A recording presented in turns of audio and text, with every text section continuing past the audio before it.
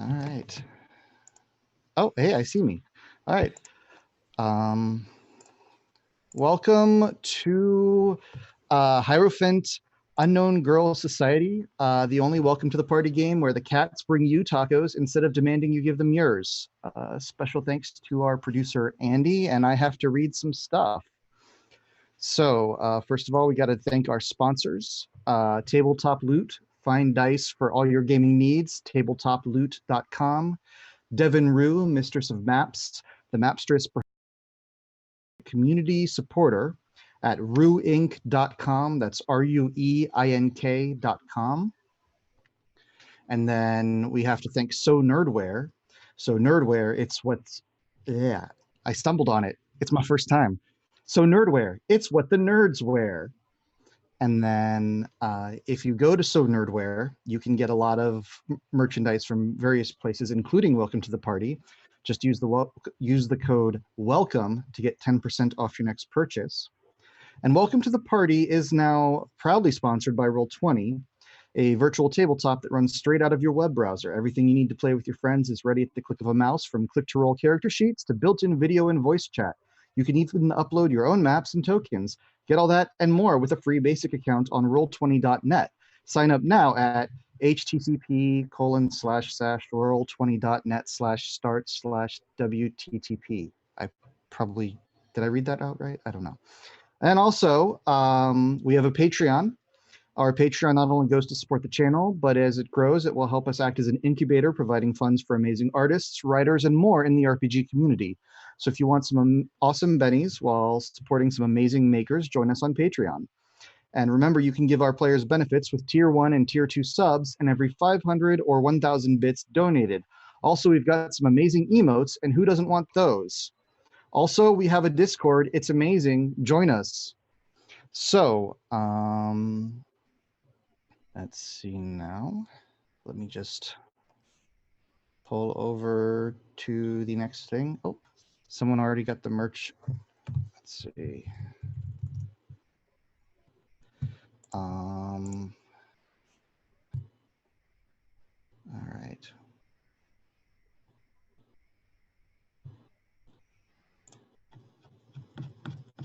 Sorry, there's a long list of stuff I'm supposed to do. I think I've done all of it. Wait. Oh, hey, I know what I'm supposed to do. I'm supposed to introduce the players. So let's go around. We are playing Unknown Armies 3rd edition. And I'm just going to go around in a circle on the screen. So let's start with Minerva, played by Persephone. Can you introduce yourself, please? Hello. And playing. Hello. Yes. I'm Persephone, and I'm playing Minerva. All right, cool. And then we have Mara. Hi, my name is Theater Nerd. I'm really excited to be here. Today is my first welcome to the party game, but I pretty much just jumped on the opportunity to play on an Unknown Armies. I'm listening to a podcast currently, so pretty excited. All right, and then we have Adora. Hi there, my name's Connie O. I'm playing Adora, tiny little goth girl who wants to be a garbage witch. And then finally, we have Elizabeth. Hello, I'm Alexis, and I'll be playing Elizabeth Aisling Duval, who's a witch and also a spiritual healer. Okay, and we're working on fixing the cameras, so please bear with us. This is an Unknown Armies game.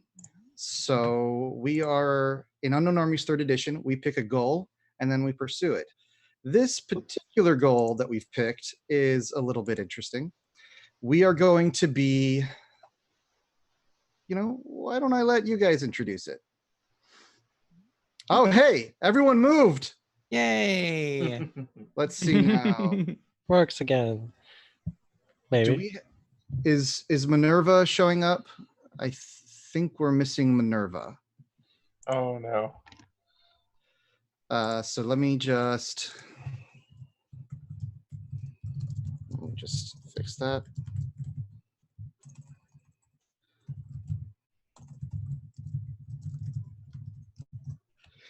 All right. And then, okay, so we are starting, sorry. Does anyone want to introduce the goal of this particular cabal of special people?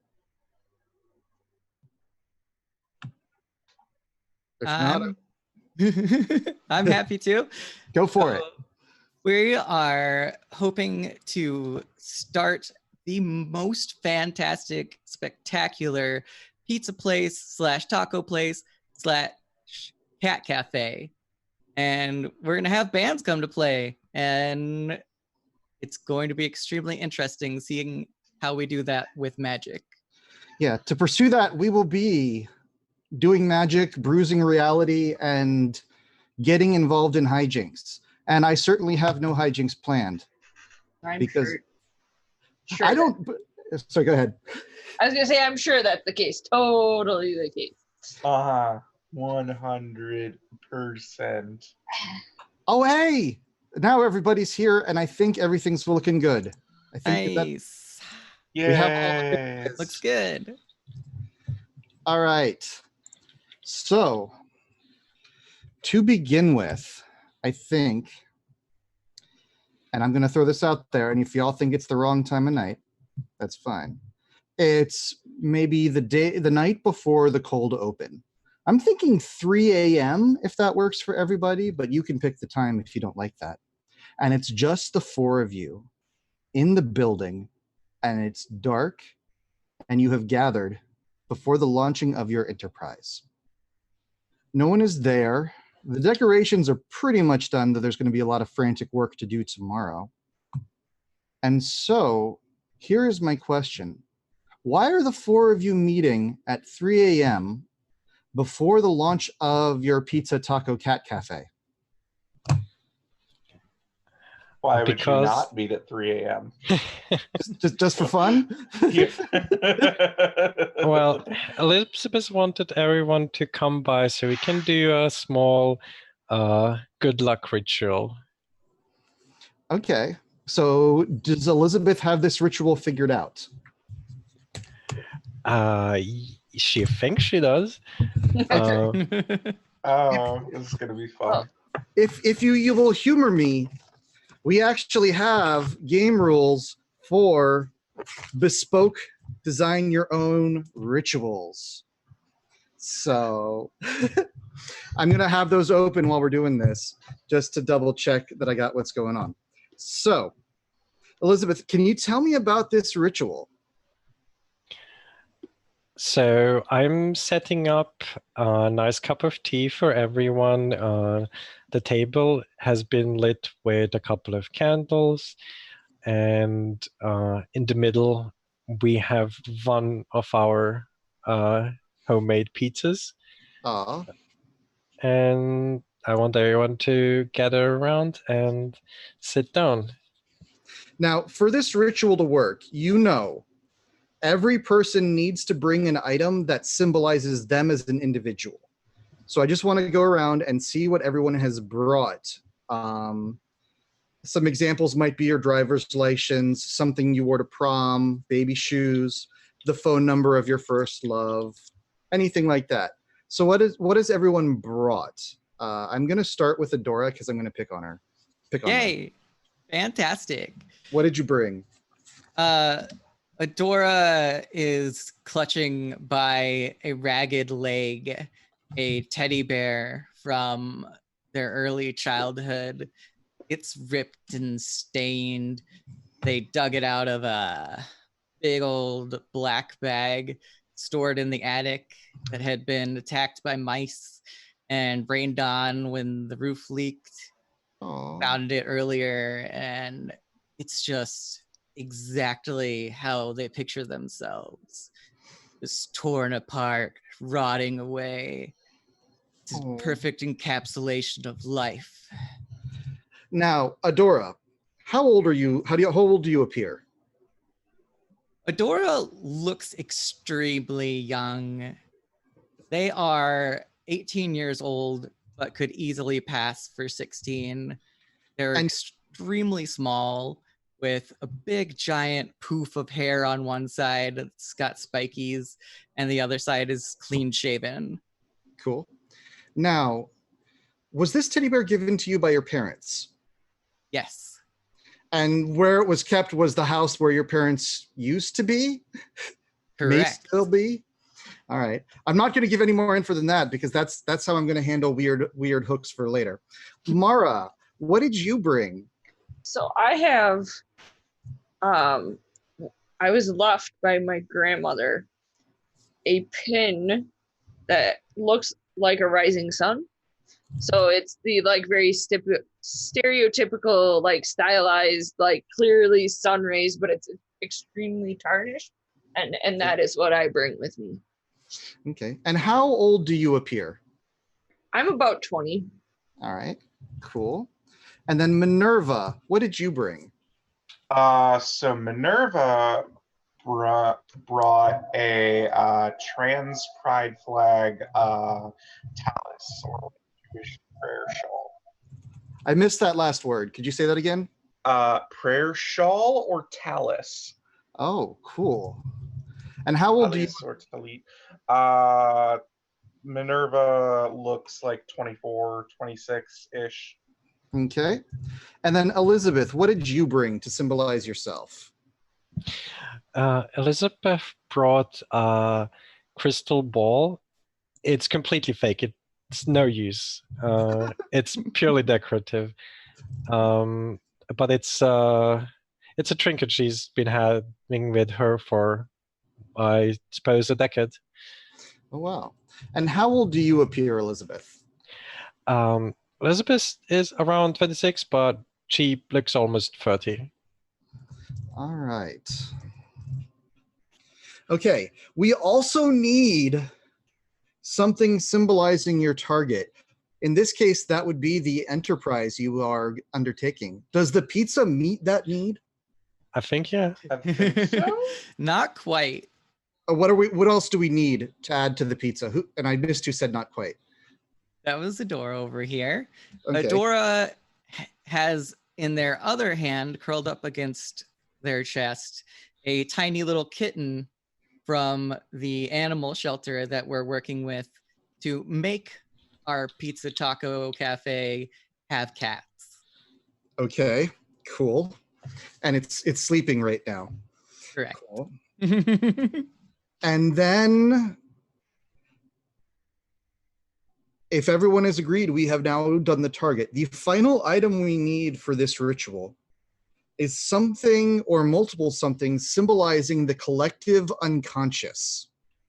This could be a movie, a song, a pebble from the Berlin Wall, a first edition copy of The Great Gatsby, a Model T windshield, hair from Benedict Cumberbatch's razor, or something else entirely. You. So is it our collective conscience or The human collective unconscious. dang, because I had a good idea if it was ours. Well, you could still put that in. Because I was gonna say it should be the restaurant logo. Is it? Are we going with the logo that was, at least for now, set across for the Discord? Is it okay if I put that in the handouts so people can see it? That's fine with me. All Sure. right. All right. Nobody came up with anything better, so sure. All right. I am going to grab it, and this is also going to test something that I want to do, because if everything works well, I will be able to show you pictures of NPCs periodically as we play.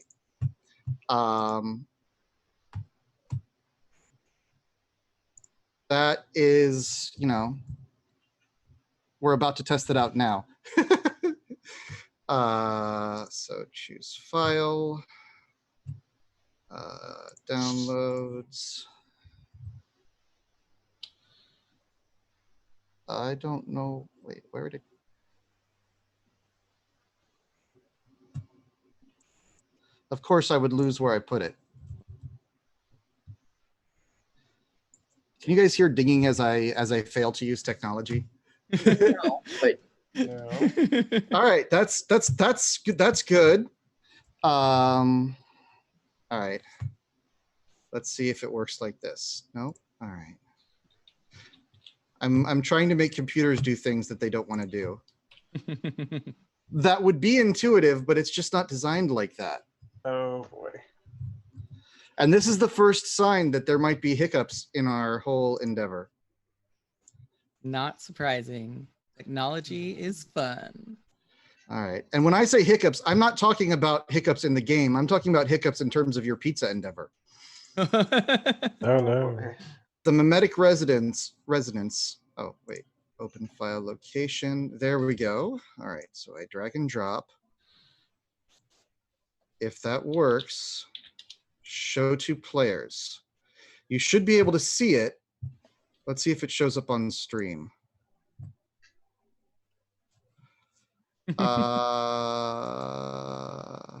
Yes. Very nice.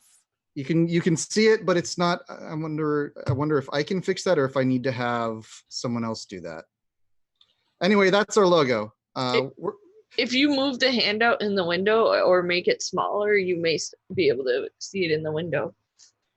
Let's see now. I think what I'm going to do for now is say, "Yay, that worked pretty well," and move on because that worked. That worked pretty well. Right?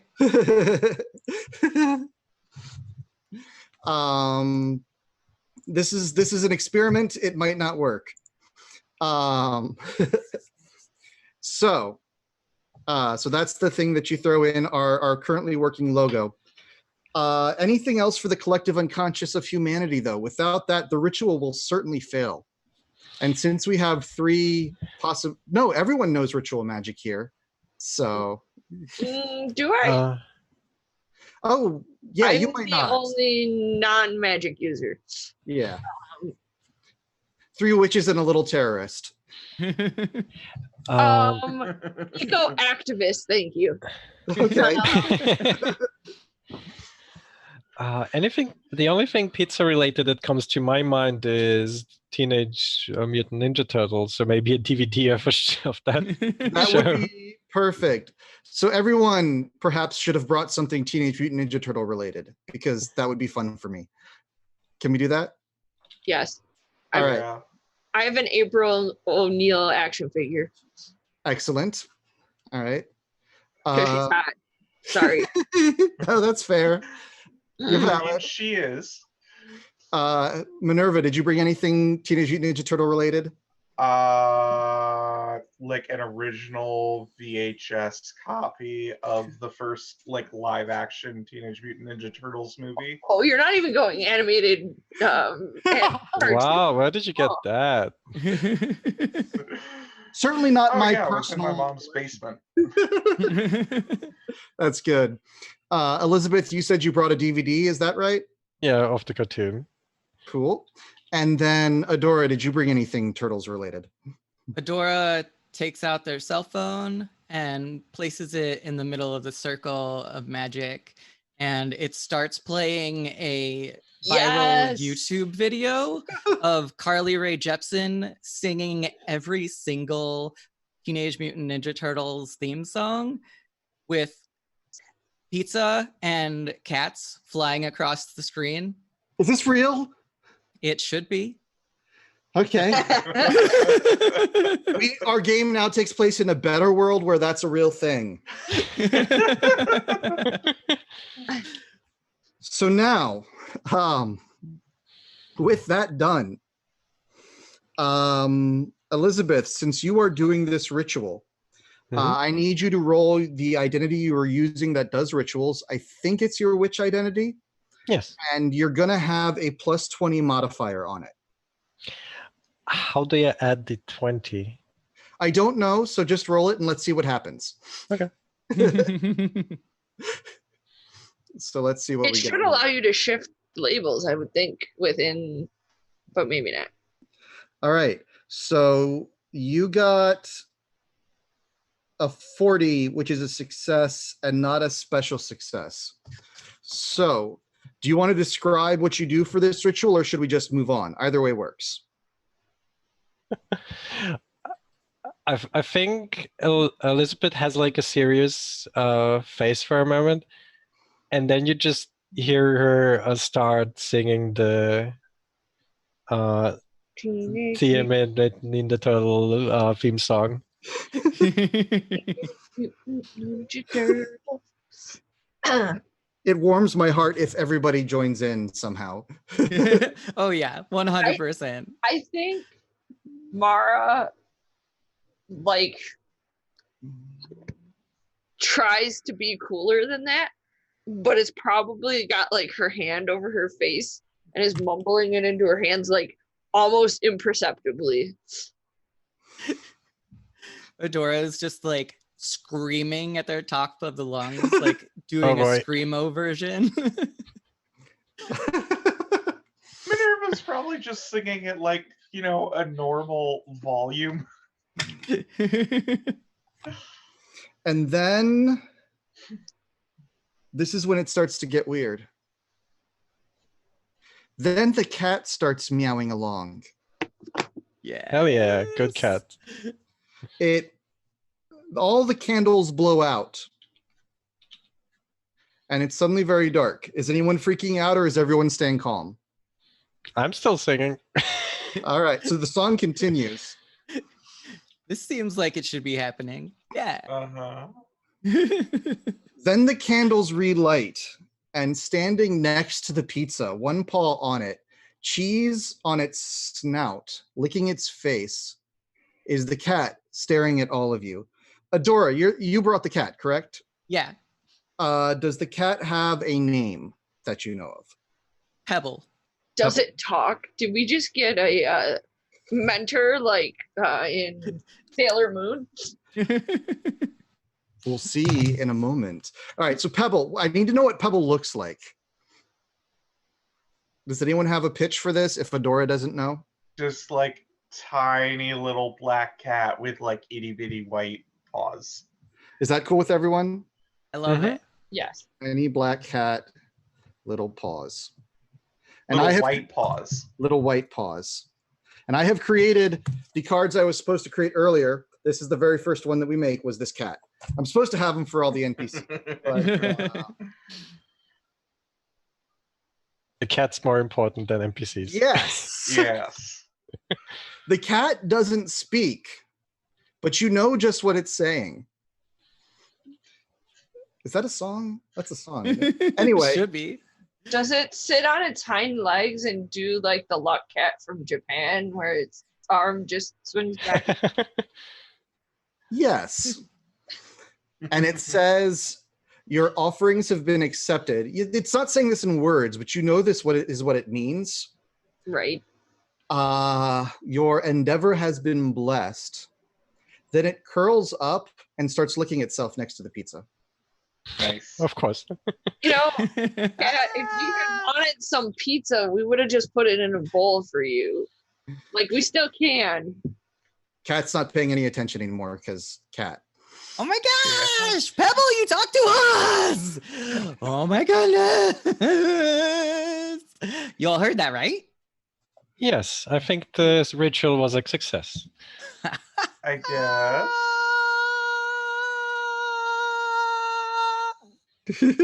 I'm just glad nothing bad happened. Why Mara, would anything bad happen? It was my ritual. that's exactly why something bad might have happened. Picks up the pin and walks away, probably into the back, or probably it's 3 a.m. So she probably doesn't actually go into the diner because that would be sketchy. But maybe she does. I should point out, by the way, the game impact of this is your goal. That just gave you your first 4% towards the goal. So you are Hell 4% of the way there. Woo, 4%. Very nice. That That's was better than 0. the way this game works is if we get to 100%, our goal magically just happens. And hopefully we'll get there. And hopefully nothing will go wrong. Because we're just using evil magic. I mean, It's not evil. My magic's not divine evil. evil. Using powerful and fantastic magic that has been shaping the world for ages to come. This is true. And some shit Minerva made up. But worked. Like, you know it worked. That's the thing. Like, Mara, you know what? This actually, Okay. we gotta do a thing now. Because Oh, boy. we're playing a game where magic is a little scary. And yeah, this worked. And yeah, this is subtle. But you know. So, is anyone have hardened 1 unnatural or less? Me? Okay. That was Adora's voice, right? No. Elizabeth. No, that was Elizabeth. I'm sorry. I'm looking all over the place, so sometimes it's difficult. Elizabeth, I need you to make a unnatural check. And which means that you're going to have to roll something. Well, I can't roll a natural itself. Yeah. We got to figure out how this works. Because that was just a little freaky. That was a little bit more magic than you were anticipating. Okay. They should really have this right next to where it says sample and natural checks. They should say in the rule book that this is what.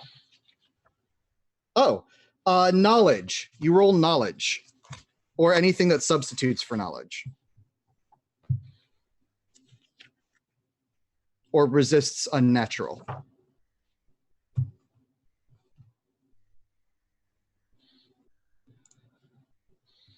Okay, that's 63 versus 55, whatever that means. Okay. That is a fail. What that means normally is that you would have your pick of, you know what? I'm gonna just double check this really quick before I tell you how it goes. Because I would rather tell you right than tell you wrong. You must freak out now. You must freak out in one of 3 ways. You can panic and run away at high speed. You can paralysis, which means you just kind of stare there and kind of deer in the headlights, a little overwhelmed. Or you can frenzy, in which you attack the source of your discomfort. I recommend against this one for this situation because it doesn't make any sense. All right, so. I think what's going to happen is she's going to stand up and leave the room. Like, she's going to pretend she's calm, but maybe you can see it on her face that she's a bit unnerved, and just goes to, I don't know, maybe the kitchen area. And as soon as she's in the kitchen area, she starts like, that shouldn't have happened. Why did the cat talk? That should not have happened. I like that a lot. All right, I got to go around with everyone else. Minerva, how hardened are you to unnatural checks? I have 3 unhardened notches, 3 hardened notches in unnatural. So this is no big deal to you. You're totally calm. Mara, what about you? I have 2. Okay, you're good. You can cope with this. What about you, Adora? I also have 2. All right, so the rest of you stay calm and can react normal. Now, if I understand correctly, Mara has left to go to a diner. Did I catch that right? I guess I thought we were outside. Are we in our restaurant right now? Yeah, I was imagining we were in the main area. Yeah, that's what I thought too. I think she is like in charge of the back office. So she's probably back there on the computer. All right, so you've gone back to the computer. Oh, looks like we went out for a little while. Quick recap, Elizabeth reacted to the ritual poorly and it went more powerful than they were expecting, and now they're in the kitchen. So Minerva and Adora, what do you want to do real quick? Where are you headed? Adora's gonna go into the kitchen to talk to Elizabeth. Yeah, I would want to do that as well. All right, so Minerva and Adora go into the kitchen and catch up with Elizabeth. Elizabeth, you're out of the presence of the thing, so as soon as you feel it's appropriate, you can calm down. Also, I need you to mark a hardened unnatural notch for me if I haven't already had you do that. Mm-hmm. All right. So, go ahead. It's yours. She's gonna stop freaking out as soon as she hears someone enter the room. She's gonna pretend she's she's just staring at some pans, doesn't really know what to do with them, and starts moving them. You. Dora's Oh, gonna sorry. Go pop ahead. in. Oh, thanks. Gonna pop in and like hop up on one of the prep counters, just sitting on it and like pulling a knee up to hold in their arms. And they're gonna be like, "This is so amazing. See, this is why you don't need to work with the coven. You've got the power inside yourself. You need to pull your stuff together and just, we got to bash more of this out because we can do anything." Adora going hard with her agenda right off the bat. You know, that's all well and good, but you know, are you doing okay, Elizabeth? You doing better now? I'm doing fine. Don't worry about me. I mean, you know, I'm just, you know, checking in because it seems like that hit you harder than it expected. No, nothing hit me. Everything's fine. We got our blessings, and we got our. We're gonna open the place soon. It's gonna be great.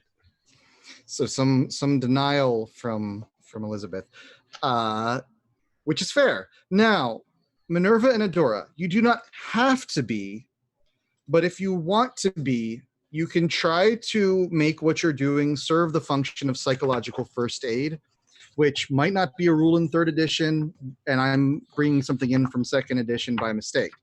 But we're going to roll with it because it's my memory, and... 3rd edition has therapy because I picked therapeutic for one of my features. So there's definitely rules about that.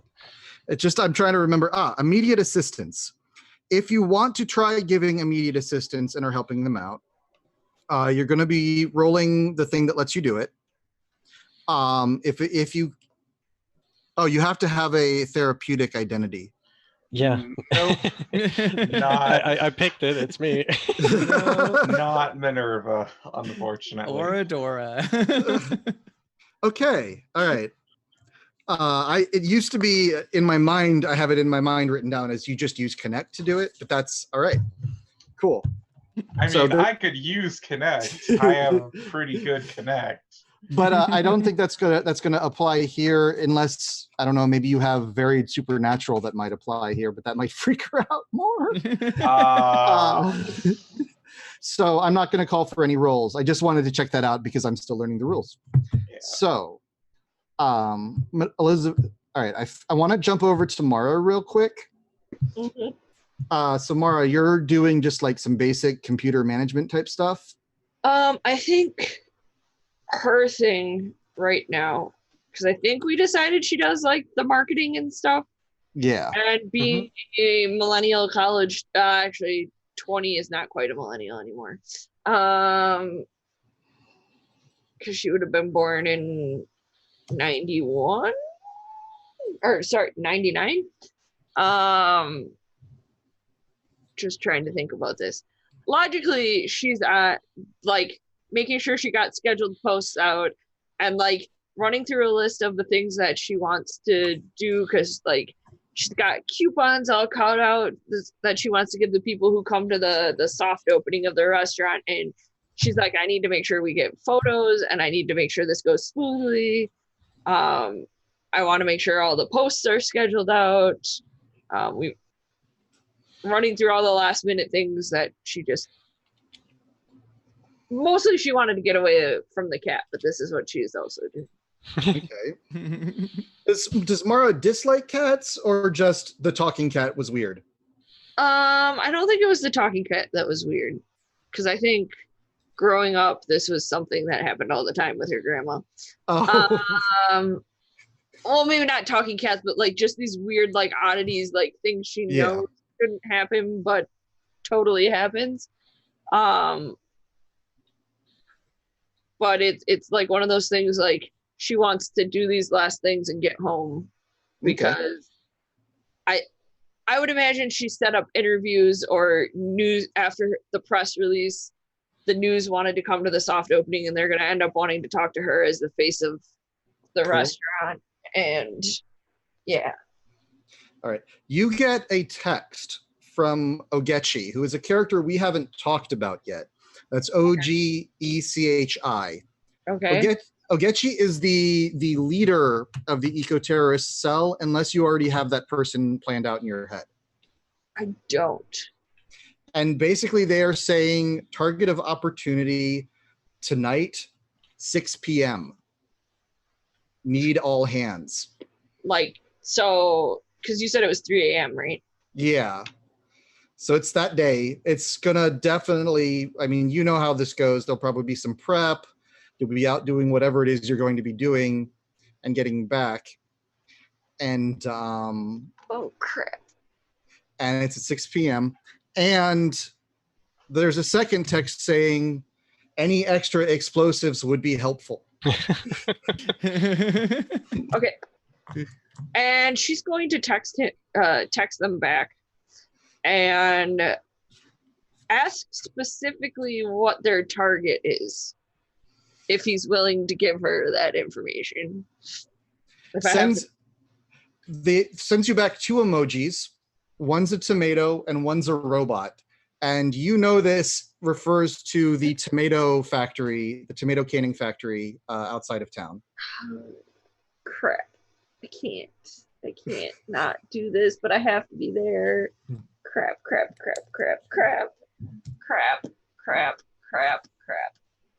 All right, so I'm going to pan away from you while you're trying to figure that out. Oh, by the way, this also means Zara would be there instead of at the soft opening.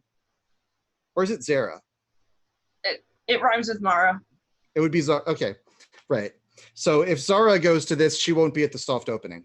That bothers her less. Okay. That's cool. The whole point here is to give you things to react to or not. So Something go ahead. You want to pan away from me, that's fine. All right. I just want to check back in with Minerva, Adora, and Elizabeth. Do you guys have anything else that you're doing right now, or is that scene pretty much over? I think that's over. Okay. Yeah. So where are the 3 of you splitting up for the night, getting some sleep, going to do something else, want a scene with a character of your choice?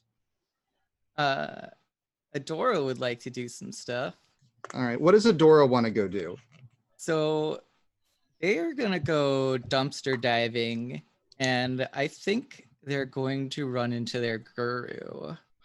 Okay. That's the one that I got from the character sheet, right? The Correct. What did you call them again? The shopping cart dumpster witch? Bag Lady Trolley Witch. Bag Lady Trolley Witch. I Does just she have a specific image based on that. That's all. Does she always talk about the trolley problem? Yes. does she feed the birds tuppence? Yes. Okay. All right. Does she have a name? Is she allowed to have a name? She is might Currently. have a secret name that she will tell no one to keep Okay. her safe from evil magic influence. So she's Bag Lady Trolley Witch for real. Yep. All right. Let me. I'm gonna just check out where everyone's going. Minerva, bed or meeting someone or doing something. Probably bed. All right. That's probably like the wisest choice. So we know who the wise people are in the group. Elizabeth, what about you? She's gonna go back home, maybe talk to her haunting before she goes to bed. All right.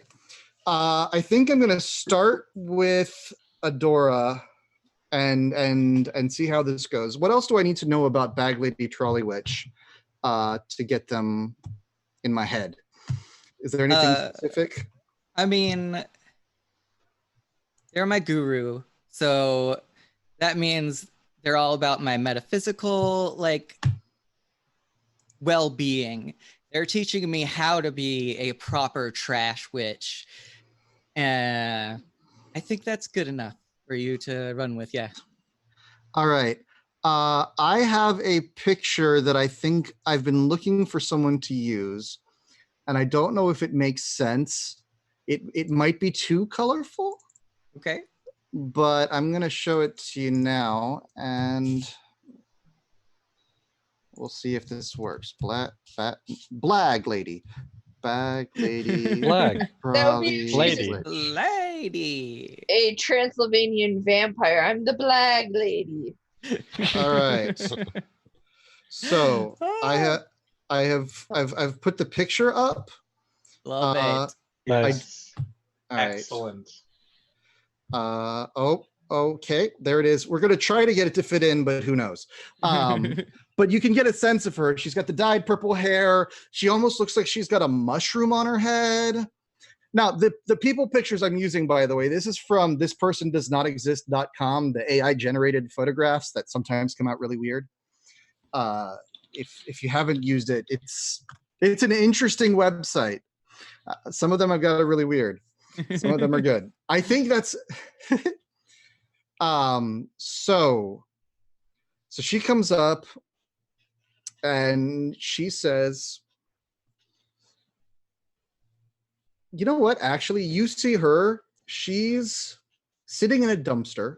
Her trolley's next door, lashed to the dumpster with some rope of unidentifiable origin. She's chewing on something, you don't know what. What's the dumpster behind? It is behind.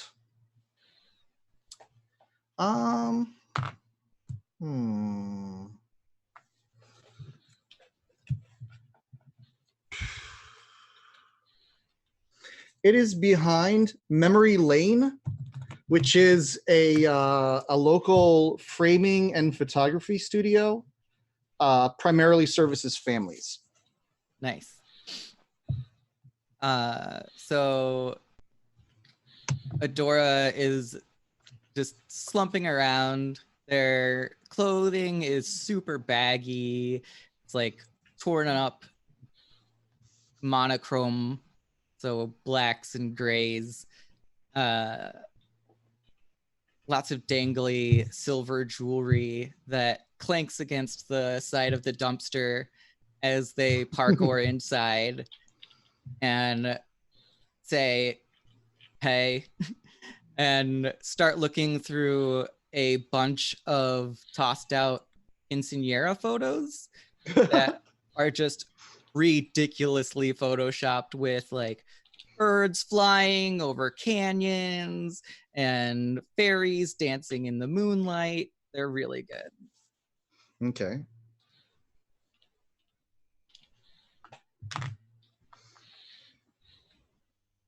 She looks at you and she's not saying anything. All right. So Adora is a teenager. They don't stay quiet for long. You will not believe what just happened at our new venue. Pebbles, talk to me. We are gonna do amazing. You talk to rocks. Only when there's no one else to talk to. This Pebble, though, is a cat. You made a cat out of rocks and it talked. So golem cat. Golem cat. Oh my goodness. I Don't didn't, be- but I should do that. Don't be messing with no cat golems. Why Very not? difficult. Very messy. Pee everywhere. Wait, I thought we wanted to make a mess. Not that kind of mess. Okay. Is it acid pee? Yeah. Yeah, it is.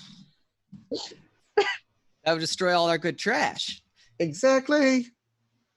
Can't believe people throw this away. They hold up a like broken frame that is just naked people like holding hands. The other half of it's underneath that thing over there. Yes. Probably make a good frame. Put it up in your whatever, in your building. Oof. I have got to break that building more. Maybe I could put the frame through the wall. Call it art. Also, cat golems, not fluffy. Oh, I suppose they wouldn't be? What about if I got some iron filings involved? I mean, what? I don't know what I'm talking about magnets. Magnet Golem's cat. magnetic? Magnet cat could work. Help me find loose change. Man, the more we talk about it, the more I want to make a golem. Get myself a candy bar. Mr. Good Bar.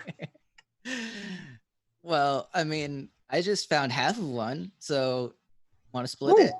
Yes! Nice. You are a treasure, child. I have no idea what accent I'm trying to do. I'm just like, honestly, I have no idea what I'm doing. You're good. Okay. Is there anything you want to do here, or just kind of establish the character and move on? I wanted to establish the character, see if they had any moral implications of cat talking to impart to me. But it sounds like we're just having a good conversation about trash, and I'm learning about golems for the first time. So I think that can continue off screen. She seems pretty, like, not like dismissive of the importance of the cat talking, but she's not freaked out by it at all. Like, yeah, cats talking. It's good. It's a good sign. Nice. All right. Okay. We did Mara. We did Adora. I think I want to check in. Minerva, does anything happen before you sleep? I don't think so. All right. We'll come back around to you first in the morning. Don't let me forget. Alrighty. Sorry. I put a question privately to you in Zoom chat that All I right. didn't know the answer to before Mara can respond to the text message.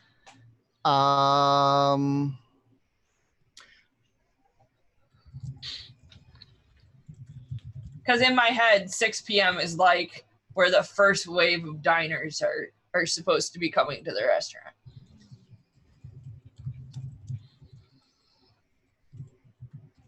All right, hold on. I'm going to respond. I probably shouldn't send that to everyone. That would be preferred, please and thank you. Let me reveal your dark secrets. Well, I'm sure that'll happen eventually. Yeah. We'll see, I guess. Since this restaurant. Come on, brain. Finish the sentence, brain. You can do it. You can do it, brain.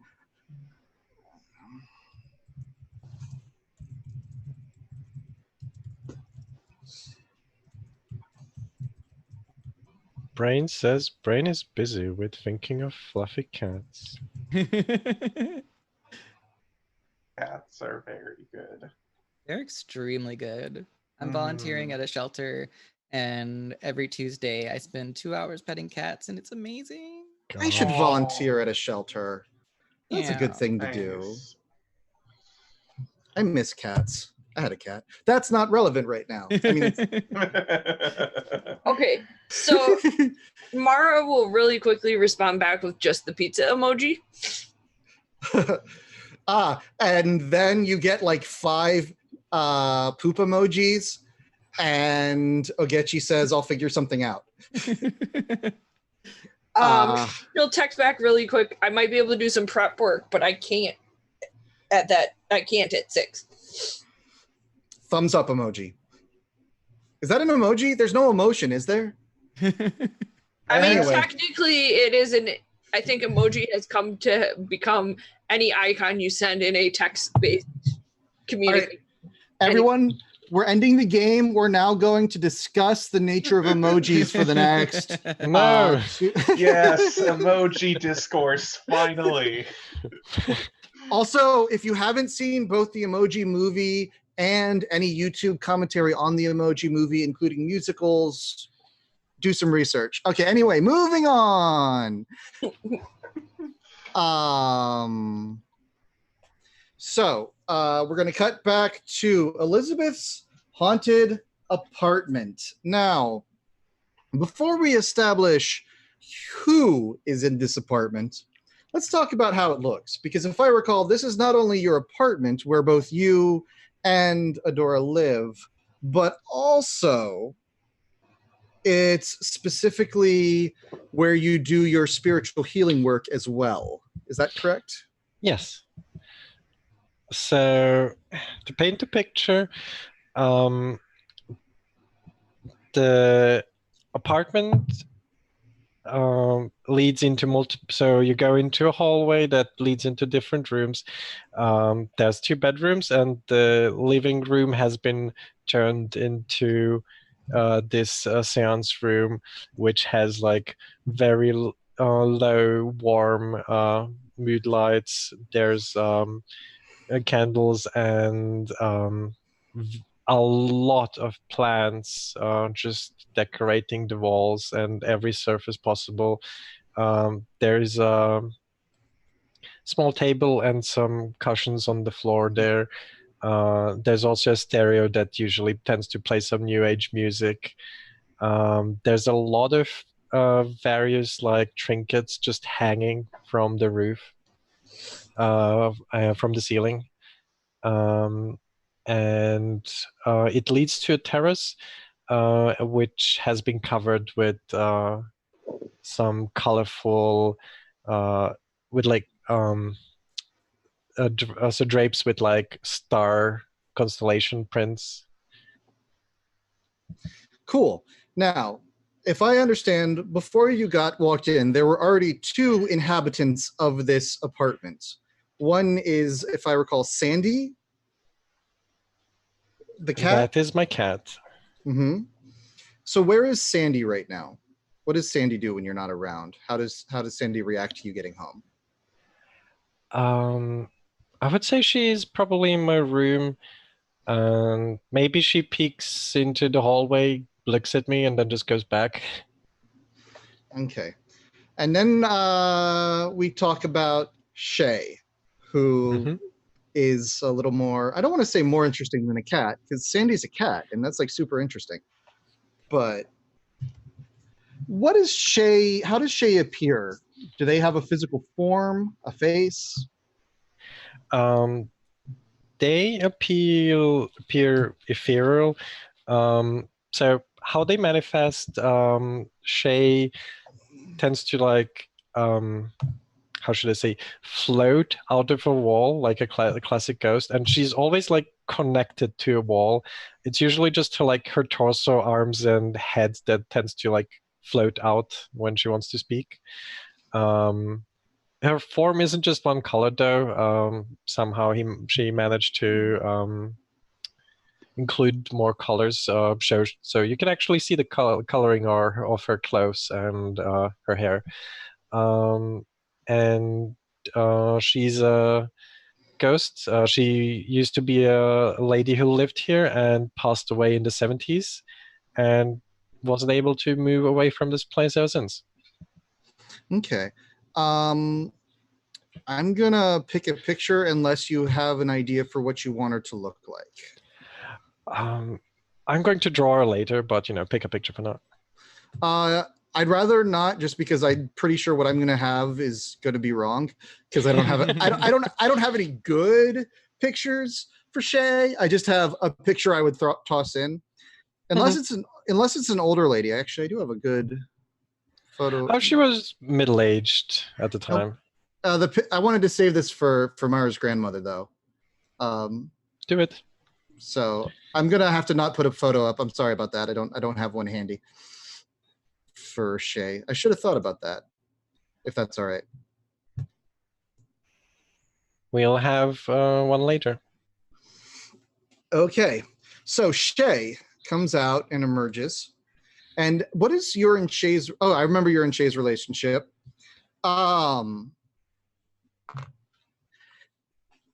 She's probably going to say something kind of like,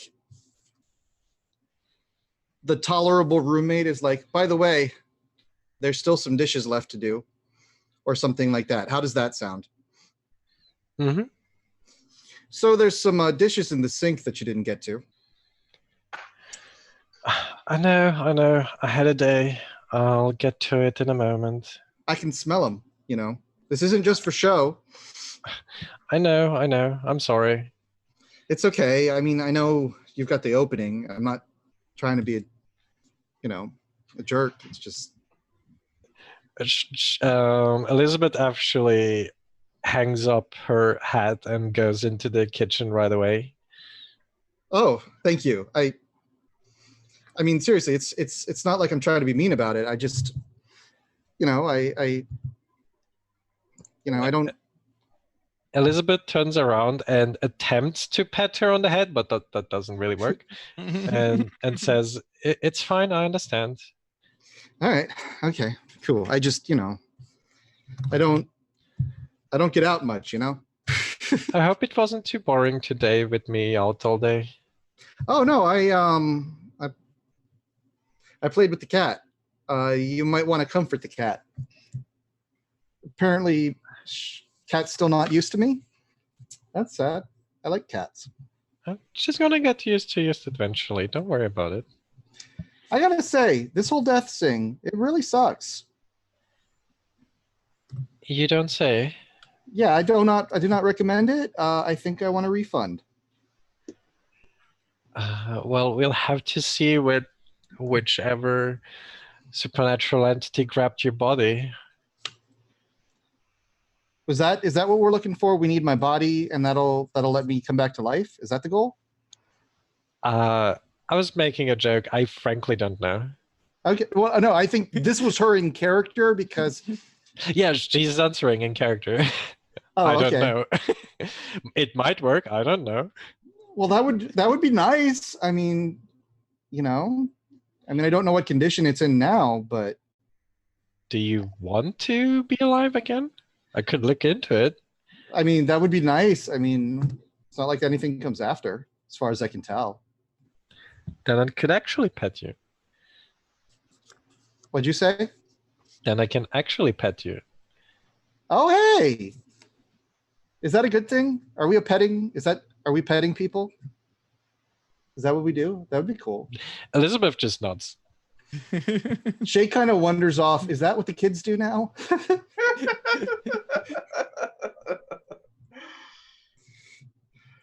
And then probably that's when Adora walks in. Nice. And so Shay comes up to you and pets you on the head. So Adora walks in with a big ripped garbage bag. It's got obviously paper and wood shifting around in it. Adora is not quite talented enough in magical things to actually see the ghosts. They only know that they're there because Elizabeth is always talking to them.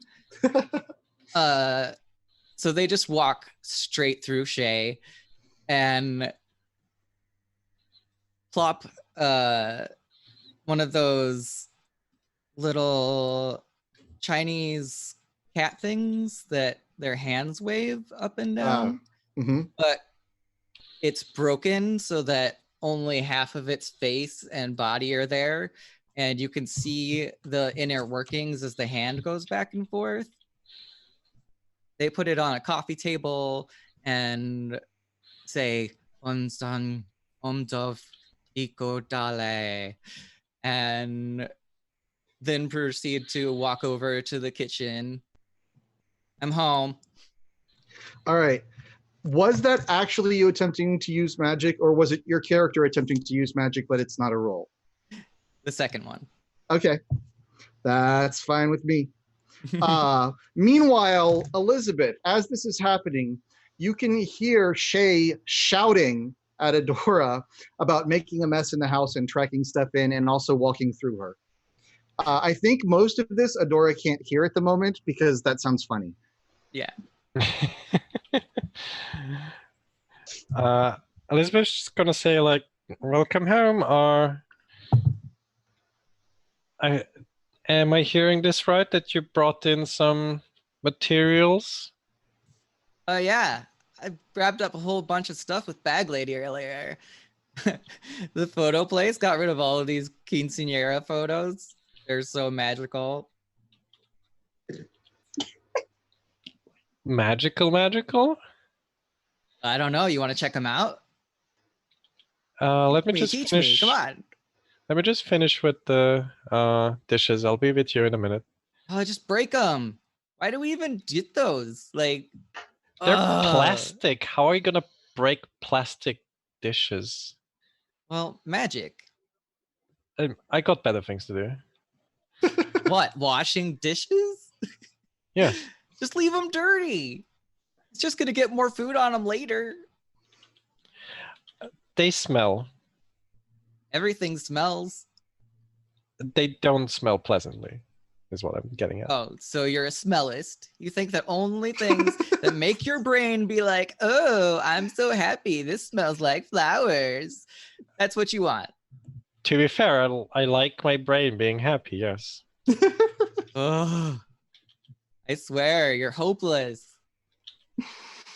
All right. I kind of want to cut away from that scene unless there's more you guys want to do that night. I'm good. No, I'm good.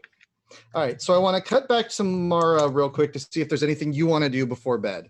And then I want to get to Minerva because I've got something for her now. Oh, okay. I think after she just makes sure everything is straightened in the office, she ends up going home. And I suspect Zara is probably waiting for her. And I think she's going to ask about the text messages that I think got like sent out to everyone. Because I'm assuming he sent the same text message to everyone, right? Yeah. Why don't you tell me real quick a little bit about how your relationship with Zara is right now? Like, is it volatile? Is it passionate? Is it warm and comfy? I don't want to say I've neglected her, but over the past probably month, when everything started picking up with the restaurant, I maybe haven't been as active on the whole. Like I'll still have done some things because the group understands this is what I do, but not nearly to the same extent as I did before this whole restaurant idea. So I don't think she's super, super happy with me. And I feel like I know what's coming and I am prepared for this to get into an argument. Okay. So she's a little annoyed and okay. Because you've been involved. This is a big project. So we have a picture of Zara. Oh, it came up. Did I do that? I'm not sure if I did that or if that was our producer who put that up, but it's there. And Zara is okay. Before you got busy, what was your relationship like? Oh, we were tight. We were wreaking havoc over companies we didn't like. All right, cool. So she's a bit of a she's probably not quite as fanatical as I am about this normally. But is she kind of an in-your-face kind of person, kind of saucy, kind of a firebrand sort of person, you know? I think she can be. She often takes the back seat because she knows that's more of my personality. I think she likes that too because she used to be the hothead in the group, but now you get to be that, and so she gets to be the calm one. Pretty much. All right. So she's waiting for you, and she's probably sitting on you. You guys don't live together yet, right? I was kind of thinking we did. That's fine. So she's sitting. As far as her parents know, we're roommates. Oh my god, they were roommates. Yeah, they're roommates. What? They're good friends. They're roommates. They had a cat together, and they like to read Sappho. What? Just gals being pals. Wink. Anyway, so we're gonna work on that in the next couple of years, but we're just gonna try to survive college first.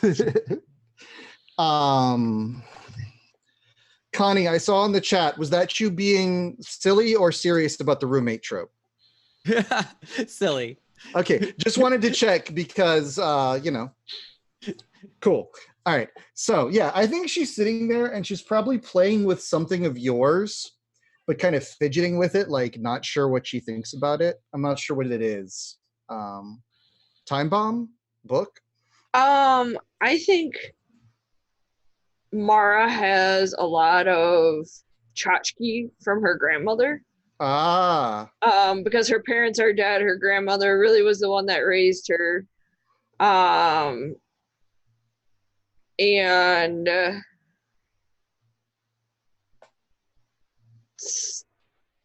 lot of them are like sons and just like really, I mean, a lot of it is just tchotchkes. Some of it is like rising suns and just sons. And I don't think Zara liked them or likes them Okay. particularly much.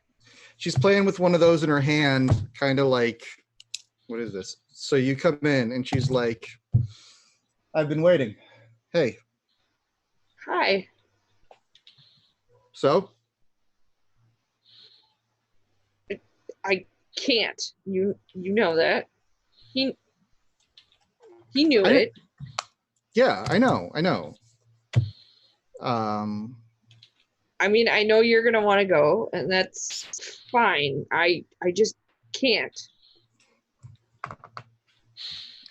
But then I won't be there for the opening. Like, don't you want me there to support you? I mean, I was hoping you would help us serve and stuff, but we'll figure it out. No, I'm not. I mean, yeah, I'd help, but I'm not talking about like labor, like feelings. You know what I'm saying? I mean, yeah, and I understand that this cause is as important to you as it is to me. I'm not talking about the cause. I mean, the cause is good. The cause is important. Yes, we need to blow up those people. They're abusing tomatoes and their workers. But there's more than the cause, right? Yes. It seems like you've kind of forgotten that, Mara.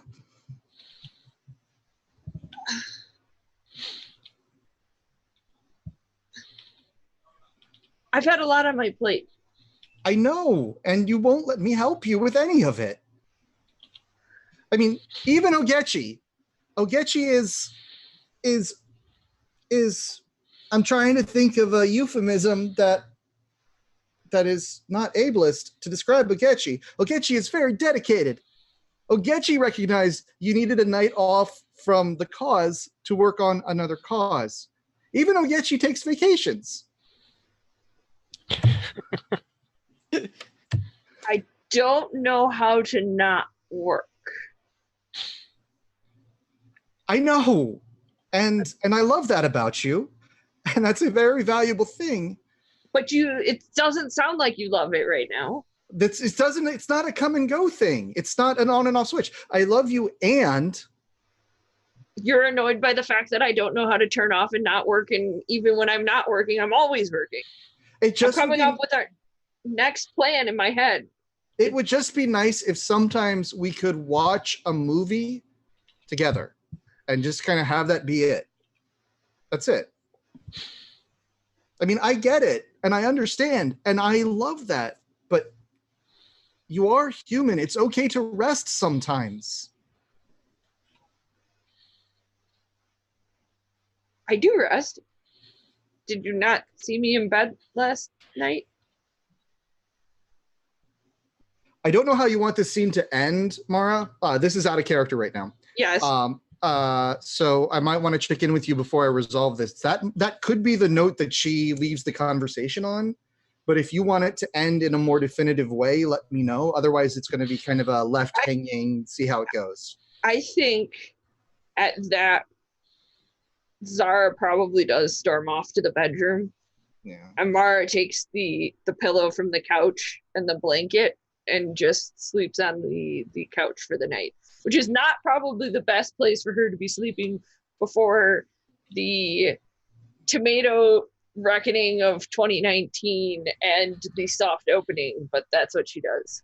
So Zara Sarah is gonna actually come back out with the blanket and with the pillow and a blanket because she was gonna sleep on the couch so that you could get a good night's sleep. And she sees you there, probably already asleep. Oh yeah, I'm pretty sure at this point, like Mara has just been going and going and going, that it doesn't take much for her to fall asleep. So she's actually going to curl up on the rug near you and sleep out there in the same room. Oh, She does love me. I don't deserve her. Anyway.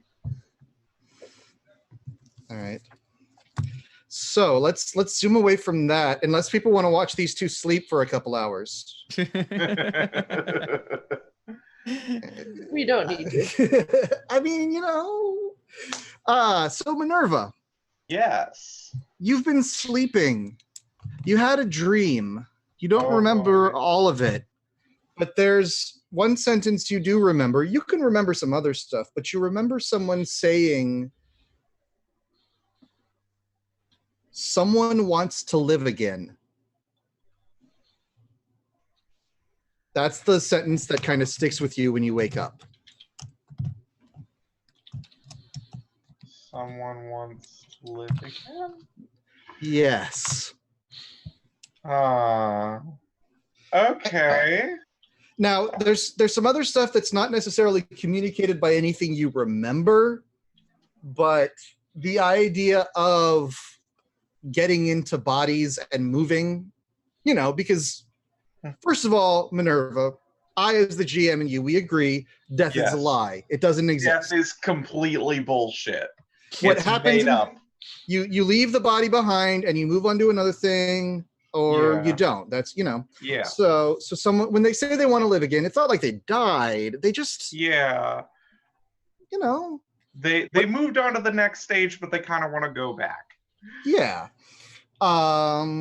And they're flexible about how. Yeah. And it's not like they said that, but that's just kind of like, how like when you're reading a situation, you're in a room and you're like, oh yeah, that person really doesn't want tomatoes right now. Or that person really could go for a taco. You just kind of have that Mhm. hunch. Right. You've got just like that sort of hunch vibe. there's moments where you don't want to go for a taco. Uh-huh. I have met these villains that don't like tacos, and I say they are villains. Oh, I guess I'm a villain then. Oh, it's fine. Oh gosh. I, Persephone, don't like tacos. Don't at me. I will totally That's you. No, You know, yeah. at me. So, this game, Unknown Girl Society, Highlight Unknown Girl Society, has been canceled in favor of Taco Wars, where the five of us are going to go and get tacos until we give up. I No? prefer fish What? out there. Fish tacos. Mm. That's where the tortilla is made out of fish, No. and I know I like making things up. That's I am sometimes making things up. Battle Taco is in the chat. I gotta say that because I have another character, another game I'm running where that could be the name of a character. So that's going to be the name of a character. Nice. They're going to work for the dolphin in a trench coat.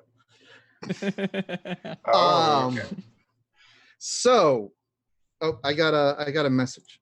I got to double check that. Who's it from? Oh,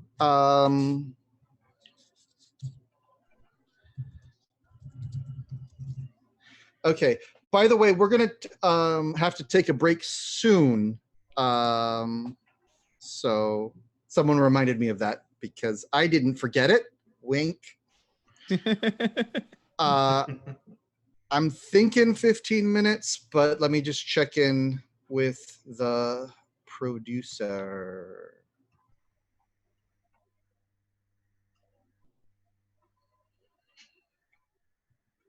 They were tight. I mean, I'm just going to put that down there.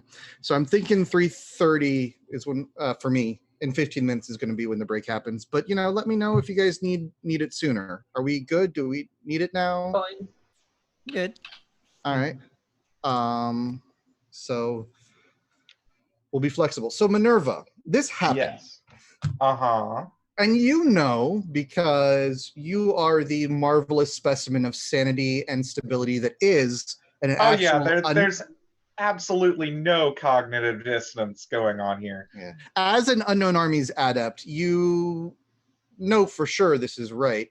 And let's say Yeah. you go to turn on the news and they start to talk about someone dying, you immediately change the channel or ignore it.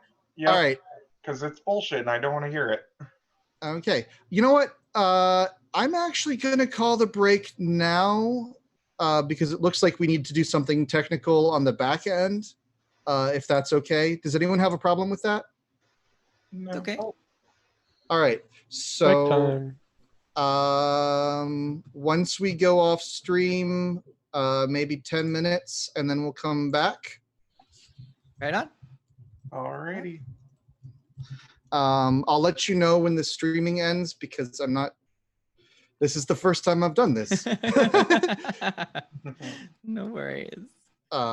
So apologies to the people watching because, hey, it's chaos. Chaos. And then when we pick up Minerva, oh, there we go, we're gone. It's only gonna get worse. Just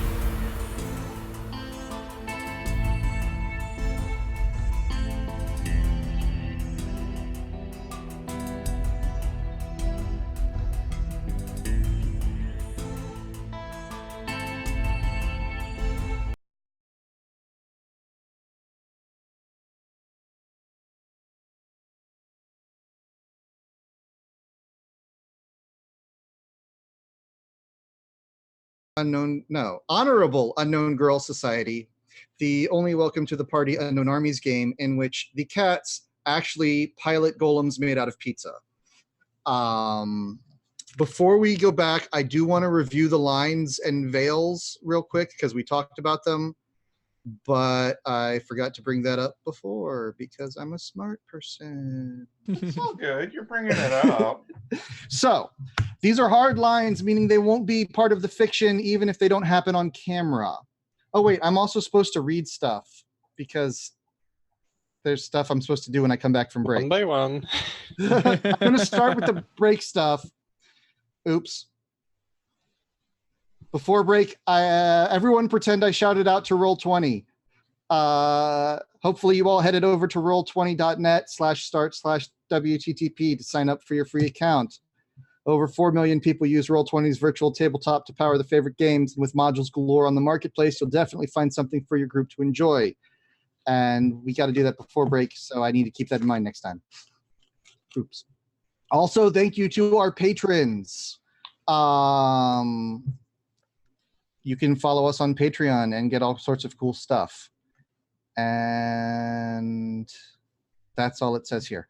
So I think I got it covered. Sort of. Everyone keep it a secret. All right. So anyway, welcome back to Honorable Unknown Girl Society. The only welcome to the party game where we are going to attack a tomato factory at some point. Reviewing the lines and veils. We have no veils, so if it happens, it can happen on screen right now. But we have some lines. These won't be part of fiction. They won't be part of fiction even off camera. Sexual assault, not a part of this game. Don't do it. Time loss for psychological reasons, or in general, we're trying to keep that. Don't do it. Gaslighting in relationships is off limits. That won't be part of any storylines. Don't worry about it. And animals will not be harmed in this game. Animals are invincible, invulnerable, and always immediately jump out of the way of your gunfire. So don't do it. In case you were worried, that stuff's all just hardcore. We also have safety tools. We've reviewed them a couple times, but they're basically like VCR controls. If you're upset, pause. It's cool. We'll talk about it. If you're okay with something but don't want to see it, fast forward. We'll skip to the end of the scene. We'll move it behind a veil. If you need to take a hard stop, say stop, and we'll stop. And if something happened just now or in the past and it's causing you difficulty, say rewind, we'll go back, we'll change it, and we'll fix it. So that's how the safety things work. Is anybody confused about these? Cool. I normally do it at the start of a session, but, brains. Brains? Brains! Zombies. Brains. All right, so there's a question for Minerva. What about zombies? Okay. Anyway, Do they moving count on. as alive? No. I have an answer for this because I think we talked about this either in DM or just in the Discord chat. I think Minerva's position on zombies is that it kind of depends on what you mean. Are they like animated corpses, or are they people who have been, from Minerva's perspective, transitioned back into this stage of existence? Because those are two different things. Excellent point. We will find out during whatever the H is at the moment, Unknown Girl Society. I thought you said Part it was 2. honor. Honorable. Honorable. Now that makes us sound like judges. We are judges of the world. But yeah, we will explore that in the sequel, Unknown Girl Society, Walk for Zombie Justice.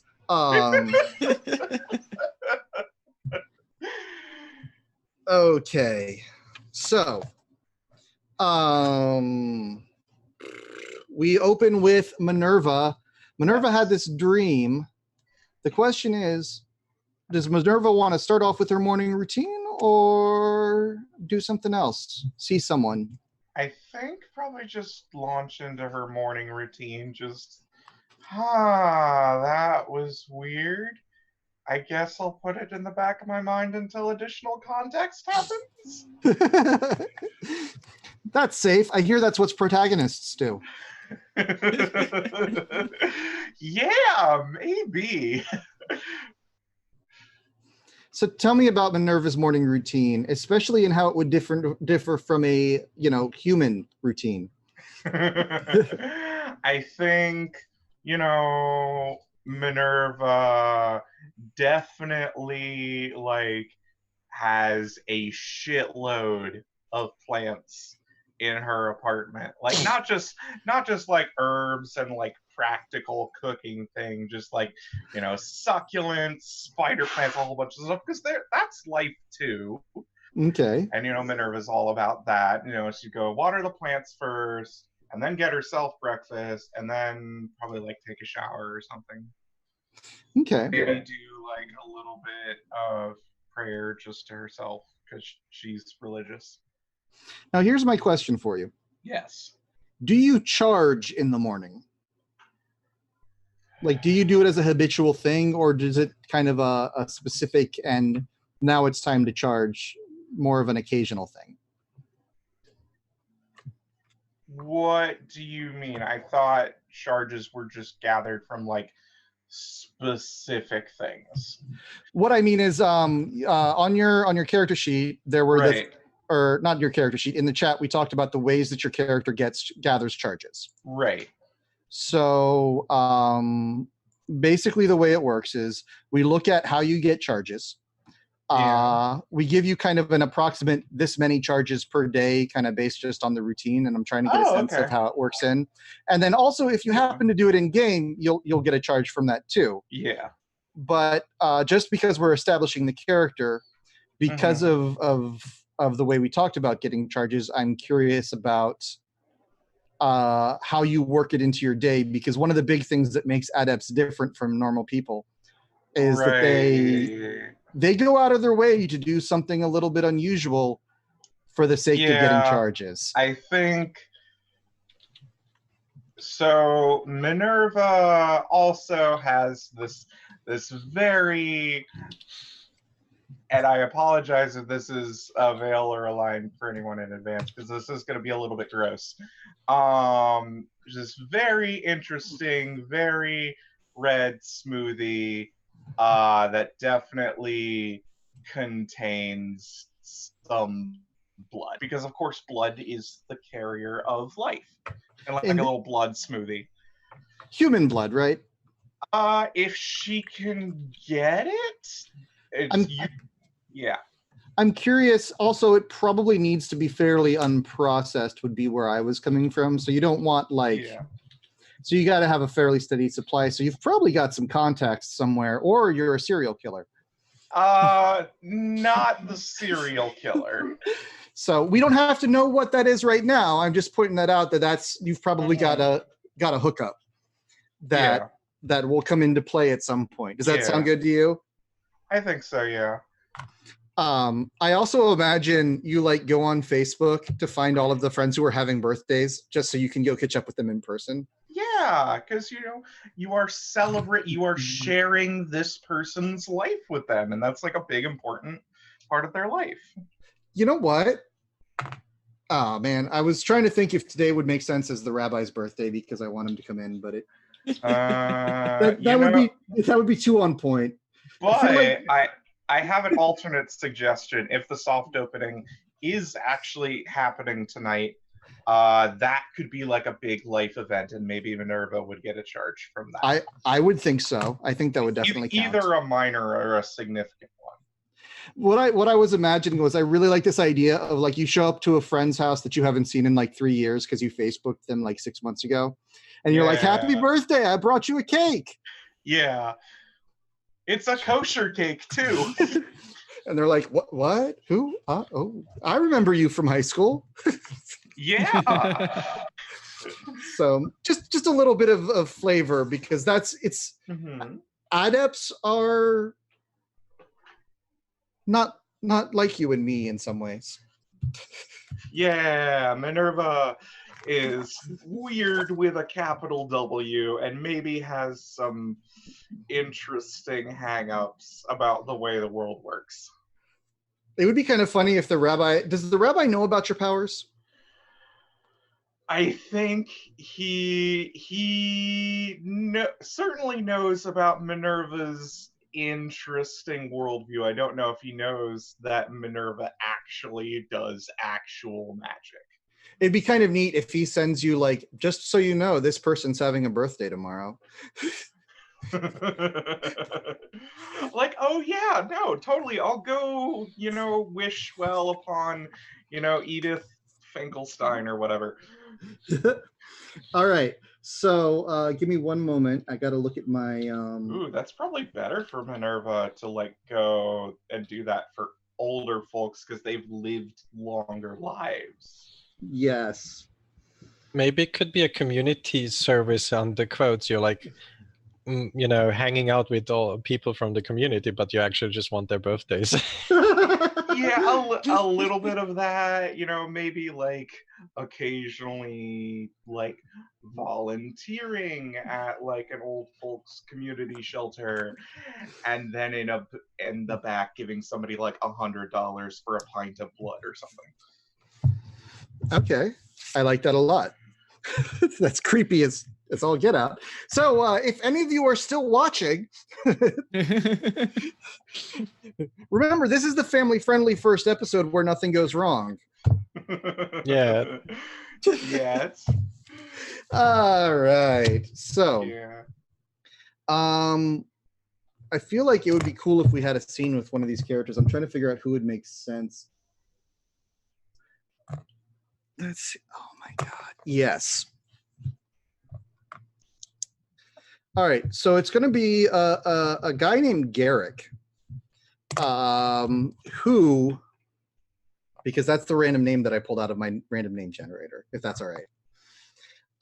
He actually, is a member of the UFO cult on the edge of town. Sure, he's a tailor. Why not? Yes, Yes. yes, he is a tailor. And he's the UFO. I don't get the significance of this. Me neither, but you know what? It made Connie happy. So like, Yeah. why not? Do you want to do? What is the reference? Is it a reference? Deep Space Nine. Oh, I haven't gotten to it yet. I got to rewatch all of Star Trek for one of my podcasts, so I'll get to I'm it. more of a Stargate gal personally.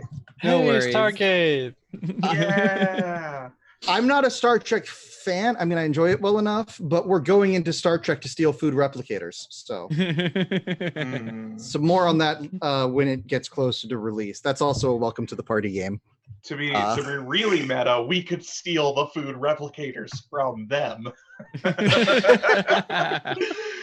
Well, I kind of am imagining them and taking these two games taking place in the same world. Maybe you know what? Let's move on. So Garrick is having a birthday, and do you want contacts in the UFO cult, Minerva? Maybe like one or two, sure. So you find out through the grapevine that Garrick's having a birthday. So maybe you show up at the tailor shop, and where he's working with the birthday cake. And you're also aware of one other interesting fact about Garrick. Garrick is married and has a child, but they don't really do much with that child anymore. Adora, tell us about your dad. My dad, well, to be frank, my dad's a dick. When he and my mom found out about this stupid UFO crashing just outside the city limits, they just picked up and left. They were like, oh, we're just gonna go look at it, take a couple pictures. And then little did I know, I wasn't gonna see them for the next 3 months because they were gonna join some random UFO cult.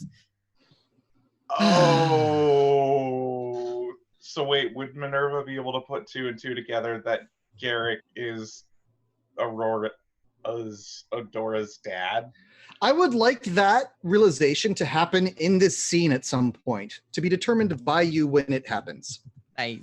Right. Yeah. What do okay. you? The other thing is the house where the teddy bear is from that Adora had is the house that she used to live in before she moved in with Right. Elizabeth. Blah blah blah. So the net is starting to close. Mhm. I don't know what the net is for, but yeah. So, oh, I got a message from someone. Let me check it real quick. So Garrick's there. He's probably mending pants. You'll also notice the walls of the tailor are adorned with photos of the UFO. A lot of them actually have hearts drawn around the UFO. And what does Garrick sound like? The card I drew had the sound of heartfelt sobbing. I'm sorry, listeners.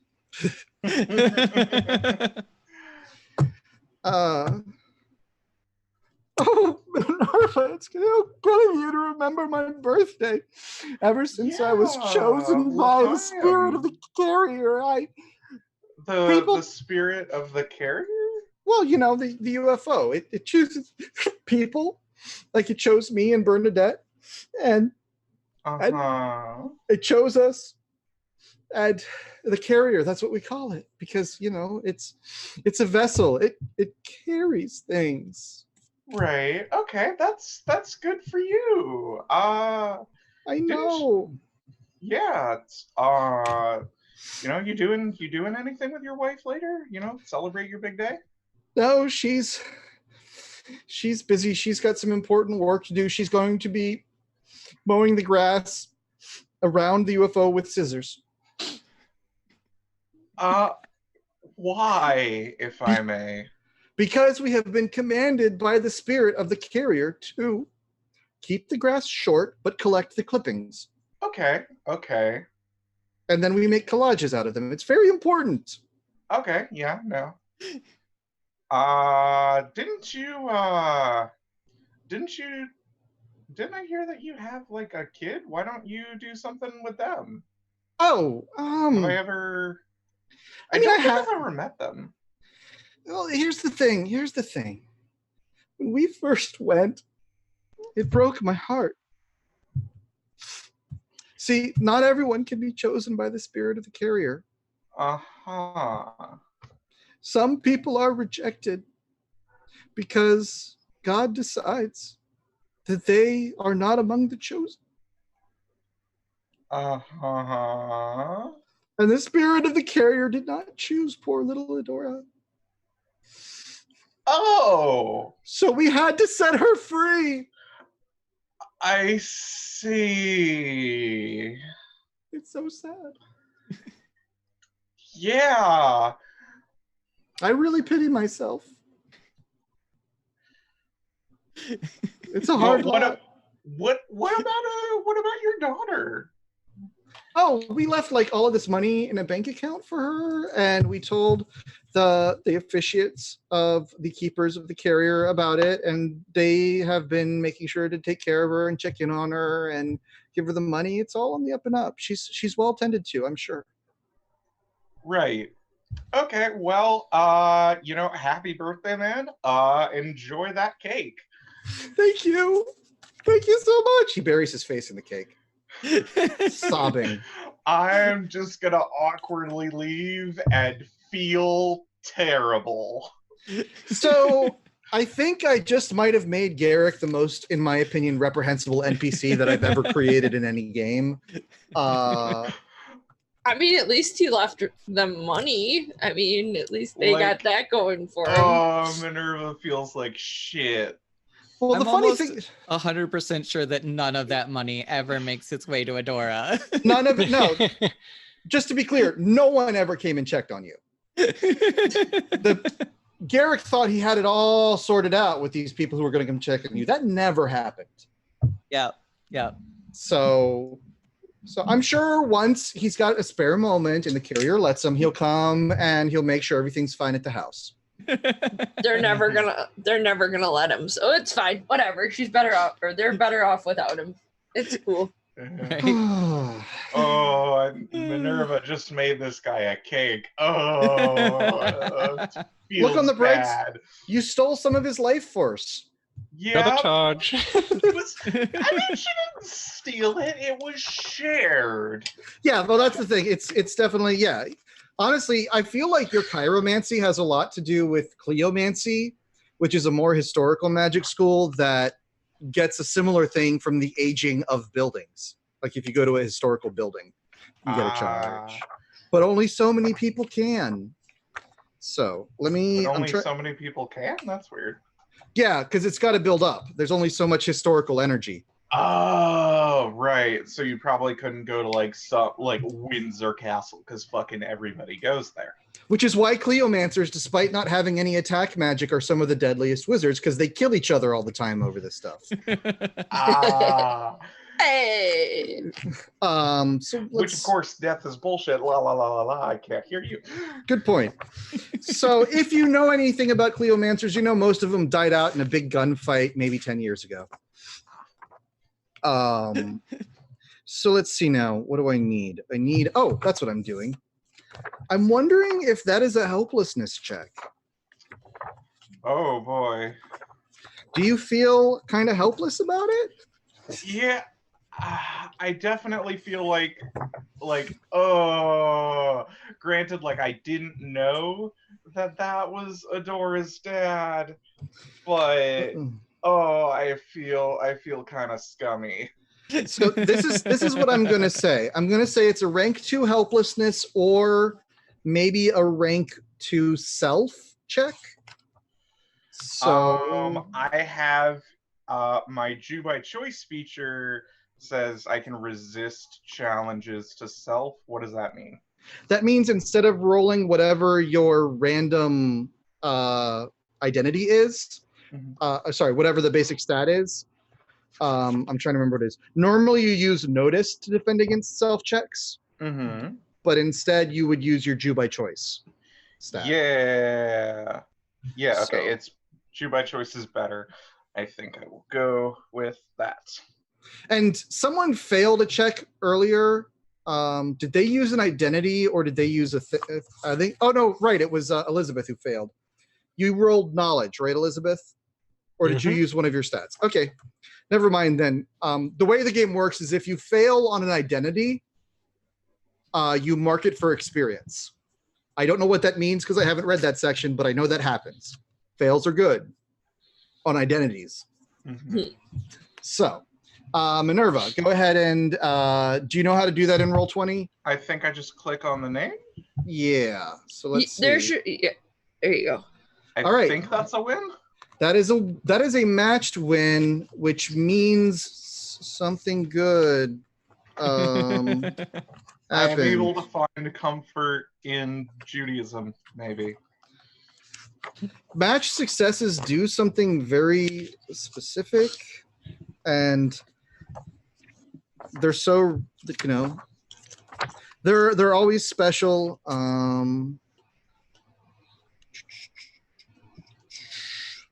My understanding about match success is it's a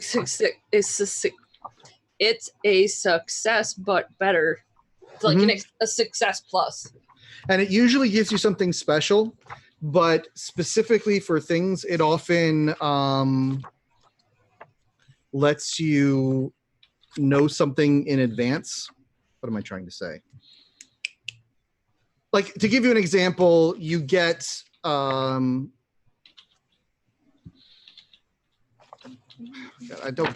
anyway, point is that usually they have it spelled out specifically, and I'm not seeing it in here right now. So what I'm going to do is I'm going to give you a hunch. What that means is you're going to roll D100 right now, if you know how, and that is going to be your next roll, whatever that roll is. Oh boy. So you know you're not going to do so great at the next thing you try to do. But you can have a match success or a match failure, which is like doubly bad. Yep. So it might be, if you know you're going to fail anyway, you might as well use an unmatched failure. In this case, she has an 89. So the next thing you're going to do, you're going to roll an 89 for it. So you know. Yay. You might want to do that on an identity for XP. Yeah, that's a good example. Is it just a straight experience? If I remember right, you have to like get 3 notches and you get something on your identity. I think that's what it is. Like But 3 failures and then you upgrade it. yeah, I think that's what it is too. But brains, you know what I'm saying? Brains. You'll So get to it. Identities you only notch once per session. Ah. Failures for other stats go up to 5. But Okay. for identities, you just can only mark it once per session. Okay, cool. No. So what's going to happen now is we're gonna fast forward, I think, to the evening. So what has everyone been doing during the day? Just give me a quick summary. Let us go around in the opposite direction. Elizabeth, what have you been up to? I think she would be busy finishing the decorating of the place, setting up music to be played, checking if everything's going all right in the kitchen. Okay, cool. Adora, what have you been up to?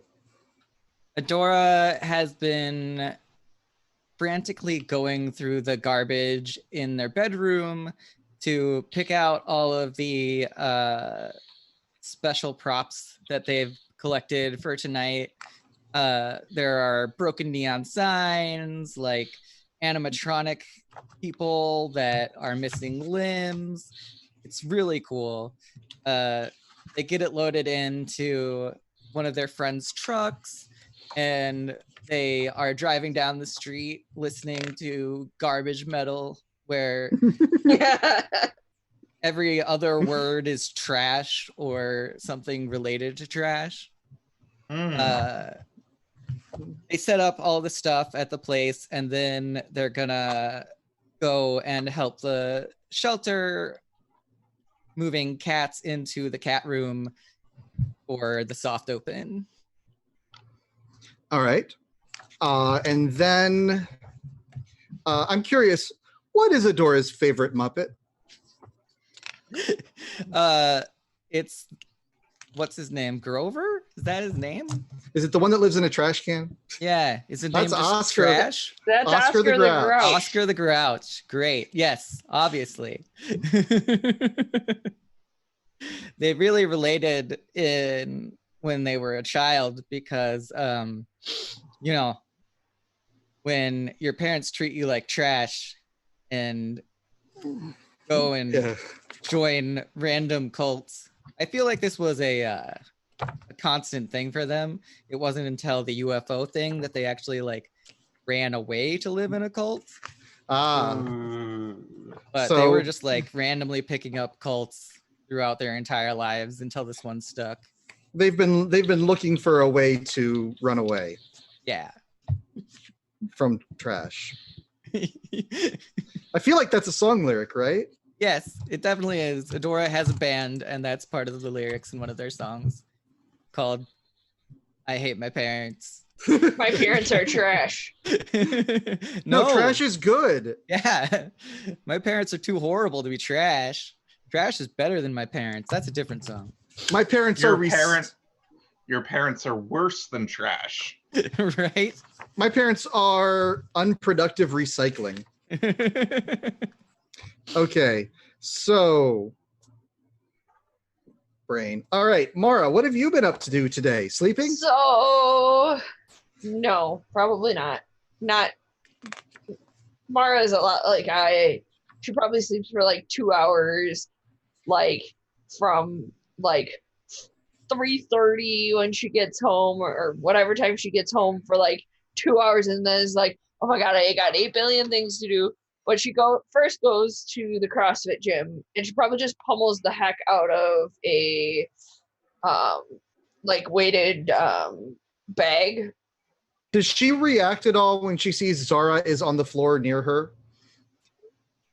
I I think she actually picks Zara up and lays her in bed, hopefully without waking her up. I think you could get away with that, yeah. Okay. If you want me to make a roll, I'll do it. Yeah, I'm just gonna let you do it. Okay. I was gonna say, bitch, I do CrossFit. So anyway, which actually I took the gym rat template, which it substitutes for fitness anyway. Oh, cool.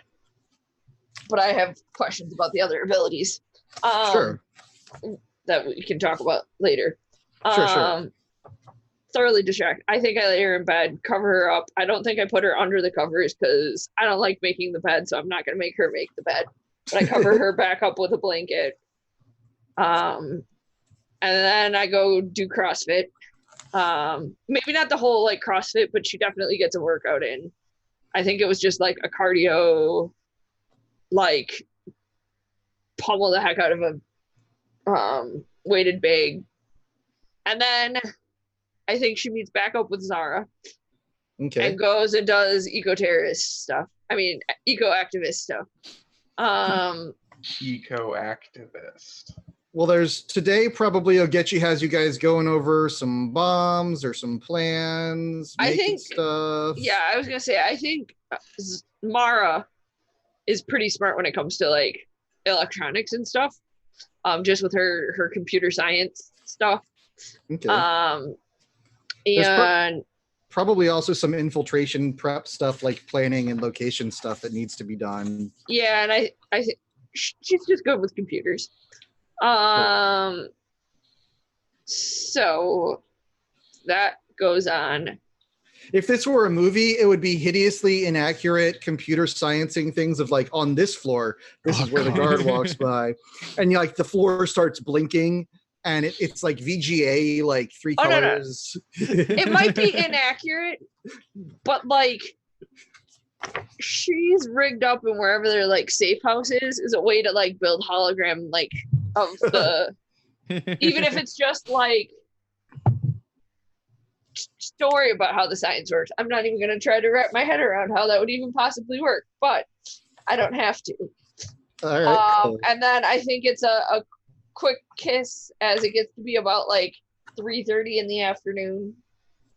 Quick kiss on Zara and then like rush back to the restaurant and just make sure all the rest of the preparations are done.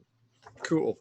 And I'm assuming people are starting to line up, but we have like specific VIPs. Like I suspect she invited the mayor and his wife or vice versa, their significant other spouse, to the club, and like maybe city older persons, older people, like, and she wants to make sure like she brings them to the front of the line because they're VIPs.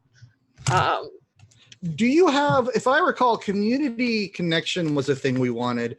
Do some of the people who like live near the place, are they also helping you all just kind of on a volunteer basis? Figure, yeah. Probably. That's reasonable. Cool. So you've probably got like some shelter people tending to the cats too, getting them set up, making sure the cat room is optimal for cat fun. Right. Okay, and then Minerva, what have you been up to since meeting with Garrick? The lovely Garrick, the wonderful hero of our story, Garrick. Oh, that's such a fun time. I think Minerva has just trying to, you know, prep things in the kitchen, getting like the challah and kosher pizzas going. But just like just cannot like get out of her mind. A, I feel like shit. B, what the fuck was that dream this morning? And C, I feel like I'm gonna have a bad time. I feel like I'm gonna fuck something up. Oh no. All right, give me one moment. Adora, do you have an ethnicity or a couple ethnicities? Yeah. I am half black, half Hispanic. Let's see now. What if what if this for Garrick?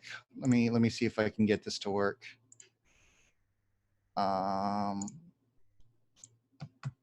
So I shared it with everyone. I don't know if it worked. A picture of Garrick. Does it come up when I share it, or do you guys have to go into the handouts and look at it? Oh my gosh. It comes Yeah. up. Yeah.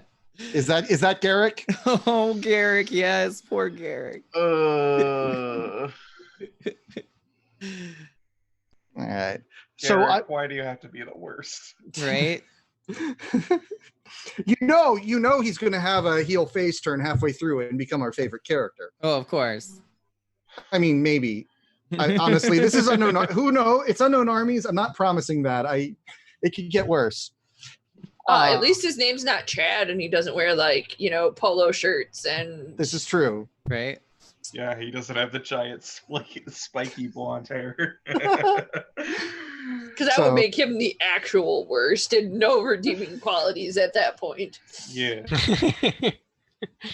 Oh man, I played a game where you had to play as Chad. That was fun. You could not change your name. I did not like that.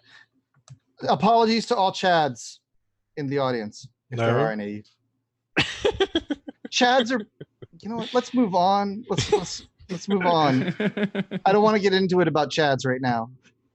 What am I saying? Understandable. You want to What get is into this? chats? What is this game? This is the world we created, and now we get to live it. Now we get to play in it and just make it worse. I'm just glad it was collaborative world creation. I don't feel half as guilty as normal when this happens in a game I run, because it always happens. Okay, so we're getting ready. It's maybe 5 p.m. and in walks who is soon going to be your favorite character. Oh no. Yeah. His name is Officer Quinn. Oh no. You know he's a nice guy because he's an officer. No. No. I think Mara greets him at the door. And maybe before the door if she sees him walking towards the place. You actually don't see him until he's inside somehow. Okay. Now- Oh boy. She Now, probably actually mutters that under her breath. let's see now. Let's get some Quinn pronouns. Let's see now. I'm trying not to bias my picture selection. I want to do something a little bit not standard. So he's not going to be a good-looking cop, and he's not. Does he really like donuts? Please tell me he really likes donuts.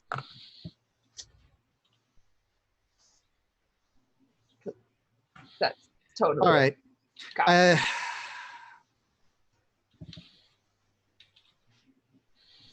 All right. I'm going to use this one. Let me know what you think when I put it up.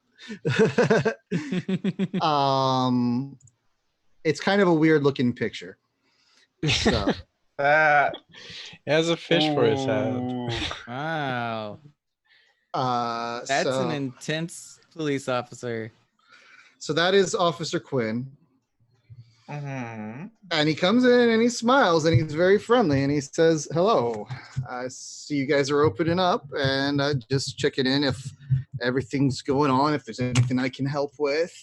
Now, how many of you have been in a room with a firearm before? Me? I think I've- Minerva has. Okay. Dora probably has not. I mean, let's think about this for a second. Because you know, cops in America are generally armed. He's armed. And I Does don't he have a want- taser and a gun? Yes. Worst. Well, Mara's not impressed, just to throw that out there. he's not like showing it off. It's just kind of a part of his uniform. Yeah. It makes everyone feel safe. Oh Course. yeah, totally. Totally. I could tell Right. stories about that, but anyway. Now, you won't have to roll a violence check if you don't want to, but you know, for some people, just the simple presence of a gun can be something to be aware of. For other people, they're totally comfortable with that.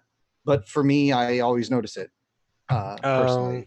So makes good Elizabeth, if she catches that, she's gonna walk up to this cop and she's immediately gonna ask, good day to you. Is there something I can help you with? Now, who had walked up to right before when he walked through the door and noticed him? Was it Adora talking to him? No, it That would be was Mara. It was Mara talking to him. So Mara's talking to him, and Elizabeth is coming up to him, and he's like, "Hey, I'm just trying to help. I'm here. We received Can a couple." I? No, I'm not going to be sticking around. I'm just here to see if you need anything, to see if you want any special considerations, and just kind of checking in to make sure everything's good. We don't. You're coming in. You've got bands. We want to make sure everything's fine with the noise complaints. We don't want to make anything bad happen. I'm here to help. Can protect and I serve. read his intentions? Like, is he trying to get us to bribe him? Because that's Sure. the feeling I get. Yeah, that's totally what's happening here. You succeed. Okay. I think we can handle ourselves, officer. And I sure don't think your captain would like to hear about what you're trying to do to us. Oh, you're right. I mean, he doesn't like me taking time out to help people, but that's all right. That's all right. That wasn't what I meant. But if you lovely women are able to take care of yourselves, that's fine. I'm going to put a hand on Mara's shoulder just to like calm her and say, we are familiar with all the laws and procedures. Thank you very much. We'll be fine. I don't think that stops her. Would you let? I have a request for you, Mara. I would really like it if that at least soothes you and calms you a little bit. Could that be cool? I like that idea of that interaction. I'm not saying it has to stop you or prevent you from killing this man. Just that I like that relationship. That wasn't what you. No, I didn't think you were. I think what happens is she starts to take a step forward. That was Elizabeth, right, who put her hand on Mara's shoulder. I think so, yeah. It stops her. I like that a lot. Because I don't imagine that she's taller than like 6'3" or not 6'3", like 5'6" or 7. But she's like pretty athletically built. Okay. So Quinn just kind of very affably smiles and says, "Hey, it's cool.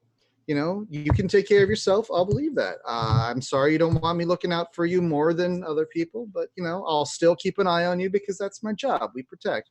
Y'all have a lovely soft opening. I hope it goes well." And Thank you very much. And you totally believe everything he said and implied. Did I notice like his badge number? Because she's totally calling the police station. That would be a notice roll. Okay, here goes nothing, fam. I don't think I have anything.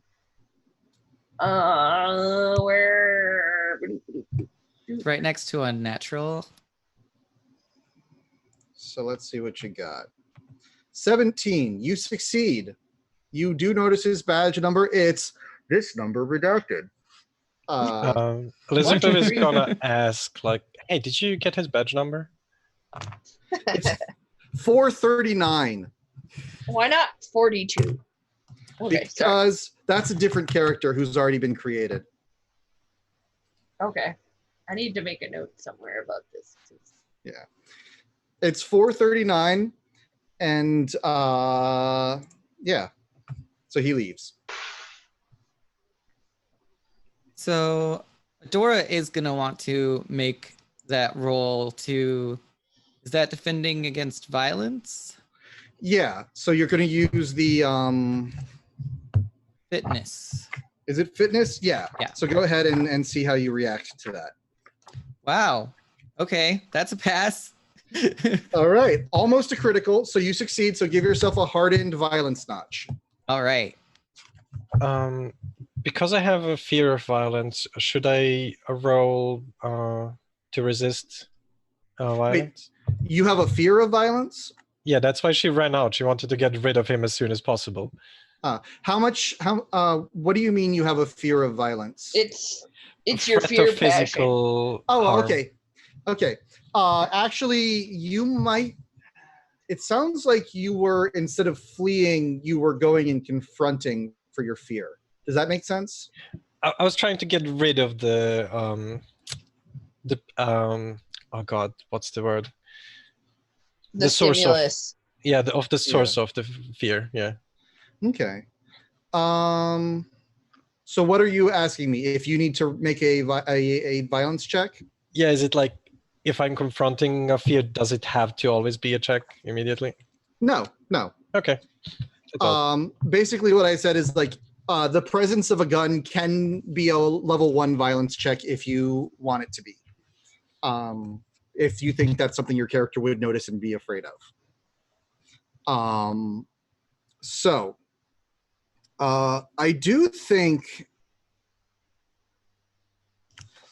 I don't think this is necessarily a check, just kind of like it kind of touches like the helplessness and isolation notches, just kind of like I'm aware of this. Like we opened for 1 day and already trouble. Yeah. Hey, he was in trouble. He was just trying to help. But Makes you you made Think emoji. Makes Mara wonder what other shady shit is happening in the police department. nothing shady is happening at all. Sure. We'll So go they're with summoning that. shades. All right. So I am going to fast forward a little bit, and if basically when I'm fast forwarding, if you wanted something to happen before what I said happens, just let me know, and then we'll rewind a little bit and have it happen. Does that work? Is that cool? Yeah, just really quick. Adora did pass that check, so Yeah. they weren't like actually scared of the gun, but they were super impressed with Mara just stepping up to that officer, and they're just like doing that soft focus view of Mara in that Aw. moment, like. You're killing me. It's really too bad Mara has a girlfriend who is also your friend. I know, it's terrible. I mean, polyamory is a thing. I have plans, just not the appropriate time. Did I just admit that out loud? That was So I think Adora, you're going to get a text from Zara, and it's just going to be, I'm not sure I can make it. I have to work tonight. I'm trying to get out of it. So big old frowny face emoji, and they're like, capitalism's the worst. And then a like bunch of fire emojis with the money emoji in the middle. I don't know if there's an Uncle Sam emoji, but there's an Uncle Sam emoji and a hammer emoji. Yeah. I think there's like a finger that points towards you, so maybe that's in reference to Uncle Sam with a hammer emoji. That might make sense. Yeah. Totally. All right. So let's see now. I think as the soft opening happens,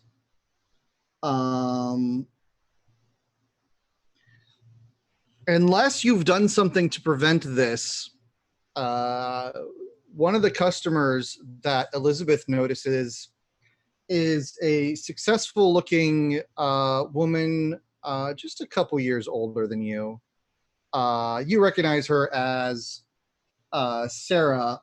Emily, your successful and socially successful sister, who is trying the pizza and hasn't said anything.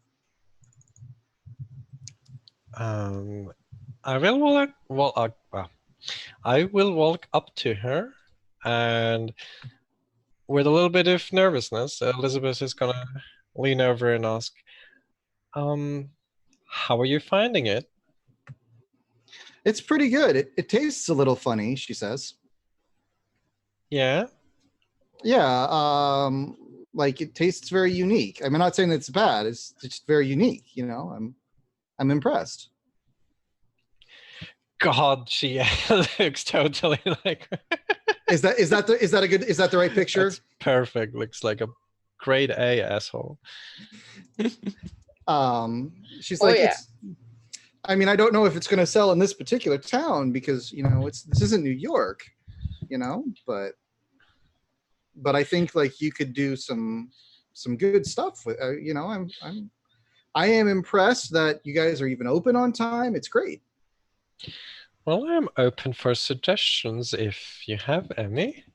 Well, I mean, I'll try to come up with some. I'll take some notes and I'll email them to you if you want. Cool. Thank you, she says through a strained smile.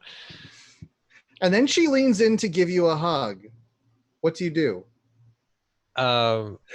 She's going to return the hug in like the most minimal possible way that's like polite. All right. So Emily is going to finish her pizza, and then she's not going to stick around. She's not going to play with the cats. She probably doesn't know there are cats, and then is going to head out, unless you want her to stick around. No, Elizabeth is just going to say like, thank you very much for coming by. I really appreciate it. Mom and Dad would be so proud. I don't know if your parents are still alive or not, but either way, if they are alive somewhere. They're proud. But yeah, do they live in this town? I feel like they were going to be like out of the story was the idea. Yeah. So I'm not going to have them. So is some under town, whatever. Yeah, they retired to Florida. Like maybe Emily actually flew out of some other place. Emily came to town specifically for this. Yeah. I don't know why she I invited her out of like being just courteous. Just, she's my sister and I'm doing something. And I'm like, why is she actually here? I didn't want her here. But she came. I mean, that's really nice. Sometimes there are people in your life that you invite, but you hope to God that they don't actually come. Well, I suppose I'll ask her, like, you came to town? Are you staying for a while? ? I thought I'd stay for a couple weeks, see what they did with the old house. Oh, lovely. I'm teleworking, so it's very easy to work wherever. So, I mean, if you want to catch up, we can grab lunch sometime. Sure, just hit me up. It's nice to see that you've gotten out of that mumbo jumbo stuff and into something a little bit more, lucrative. Uh-huh. Yeah. She catches on immediately with what your hesitation means, but doesn't pursue it further at this time. I mean, she is way more perceptive than I am anyway. So she's like, well, yeah, we'll catch up. It'll be great. Just give me a call. You've got my number, and then she heads out. All right. And you can just hear like the biggest sigh. Ah. And she runs into the kitchen. The kitchen is the place of safety and power. Yes, that's where I can cook. The power of spices compels you. The power of spices compels you. I'm going to have to order pizza for dinner, aren't I? Oh, pizza's so good. All right. So we're coming up on, we've only got 40 minutes left of the stream. So I'm going to start fast forwarding a little bit because there's two things I need to get in. But I'm not going to let this one not happen. All right. It's the character I really want to introduce. And let me get his picture up. I'm assuming the rabbi's a dude, right? Yeah. I think the rabbi's a he. Cool. At least because I based him off of my friend's dad. So my dad's friend. I've got a picture. Let me know. I've got two pictures and I'm really torn between them. I think it's going to be this one, and I hope you like it. You know what? I actually got a. How does Clifford Weaver sound? That doesn't seem right for a name. That doesn't sound sounds right. like a very edgy name. Does it? Does Clifford Weaver work for the name, or is that no good? I think Rabbi Weaver is fine. Yeah. Okay. I really wanted the name to be right for this guy because because I'm a fan. I think like he definitely tried going by Rabbi Cliff for a while to like appeal to the youths, but it didn't really work.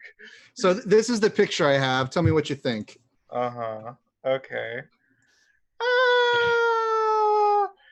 Yeah, sure. That's all right. I got another option if you want me to try the other Okay, one. what's the other option? Let me See what's behind door number 2. let's see if it did it work. There we go, and there. I Those feel are like the first one is more Rabbi Weaver. All right, cool. We can change it out later. I liked that face because it reminds me of like the one cool youth pastor I had as a kid, personally. But it's okay if it doesn't work for you. Yeah, it's all good. All right, so Clifford Weaver comes in, and so all right. I'm hopefully I called it up for you guys. I'm probably causing really like lots of mess for the producer because I just switched out the picture like 4 times. It's only twice. Sorry about that. So he comes in and he's like, "Oh, that's good peach." Sorry, he's got some cheese coming out of his mouth. And he's like, and he goes, he's about to wipe it on his sports coat, which is, I think, tweed is the word. And he's like, and he's looking around for a napkin. And he's still got the pizza, and he starts wiping the grease on the pizza and the cheese on the pizza. And he's just like, very good. I like it, Minerva. I like it. Thank you, Rabbi. This is great. Now, I got to ask you something. Is there any blood in the pizza sauce? No, of course I wouldn't put blood in the pizza. It's a joke. I'm joking. I know you wouldn't. You're a good kid. It's cool. Okay. I thought it'd be funny, but apparently not. It's all good. I've just had like a long day, you know. I know. I mean, I've never done this specific thing, but let me tell you, I had a cousin. Here's a long story about my cousin. You can zone out while I'm telling you the story, but I am obligated by law to tell you the story of my cousin. Oh, 100%. So, and I'm going to look like I'm listening. You know what? We have an agreement. The deal is struck. The bargain is made. So mote it be. Actually, I'm going to get another pizza. Hold on. Yeah. So he's very excited to see you and is very enthusiastic and loves the place. And Clifford Weaver has been in my head since the moment he was pitched, and I love him. Really. Yeah, he's a nice guy.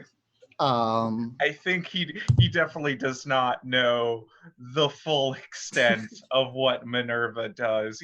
He knows Minerva's a bit of a kook, but not everything, and I think that's just fine with Minerva. Yeah, he doesn't have to know everything. He can, you can still love and accept someone without knowing all the gory details about what they do behind closed doors with a pile of blood. Yeah, it's not even that gory. It's just like a smoothie. It's fine. Yeah, it's fine. That's actually probably something he has said to you in the past. That specific line about you would put consenting adults with blood do whatever. I don't think he would even know about the blood. Sorry about that then. I just thought it would be really funny if you asked that. But No, it would be really funny, but Minerva would definitely be like nervous laughing. You know what? We should get the golem everyone thinks is in the attic at the synagogue. Really? We could bring it out here. You know how like sometimes they have like the statue of the guy in the pizza hat and like the white thing, and he's holding a pizza. We could get the golem out of the attic, dust it off, dress it up the like golem's real? No. Oh, okay. But I mean, wouldn't it be funny if we had like a living one of those statues of the pizza guy? That'd be nice. Yeah. I would be so excited. But no, I'm sorry. Besides, I mean, the golem's from Prague. Do they eat pizza in Prague? Like, is it? I feel like they do. I feel like pizza's kind of an international thing now. But would we recognize it as pizza, or would its identity have fundamentally changed? Well, that's what happens a lot of I don't know. times when sorry, like I love- McDonald's changes. I want this to be in character, and Mara just kind of wanders up and jumps into this conversation. Oh yeah, totally. You're right. Like, and then they start going and discussing the impact of 1980s Japan on Kentucky Fried Chicken, and I think that's the end of that scene. Yeah, probably. All right. So, then we got the big. I got to introduce this character, and I apologize for her in advance. Oh no. But I would like everyone to meet. Her first name is Jaquette. Jacquette. Jaquette, okay. Check it. It's a real name. I'm not going to tell you if she chose it for herself because she thought it sounded cool and later got embarrassed, or if her parents picked it out and it's a problem. That is a mystery we will solve later. I think her last name is Meius, Meius, and I need to give her a face. Let's see now.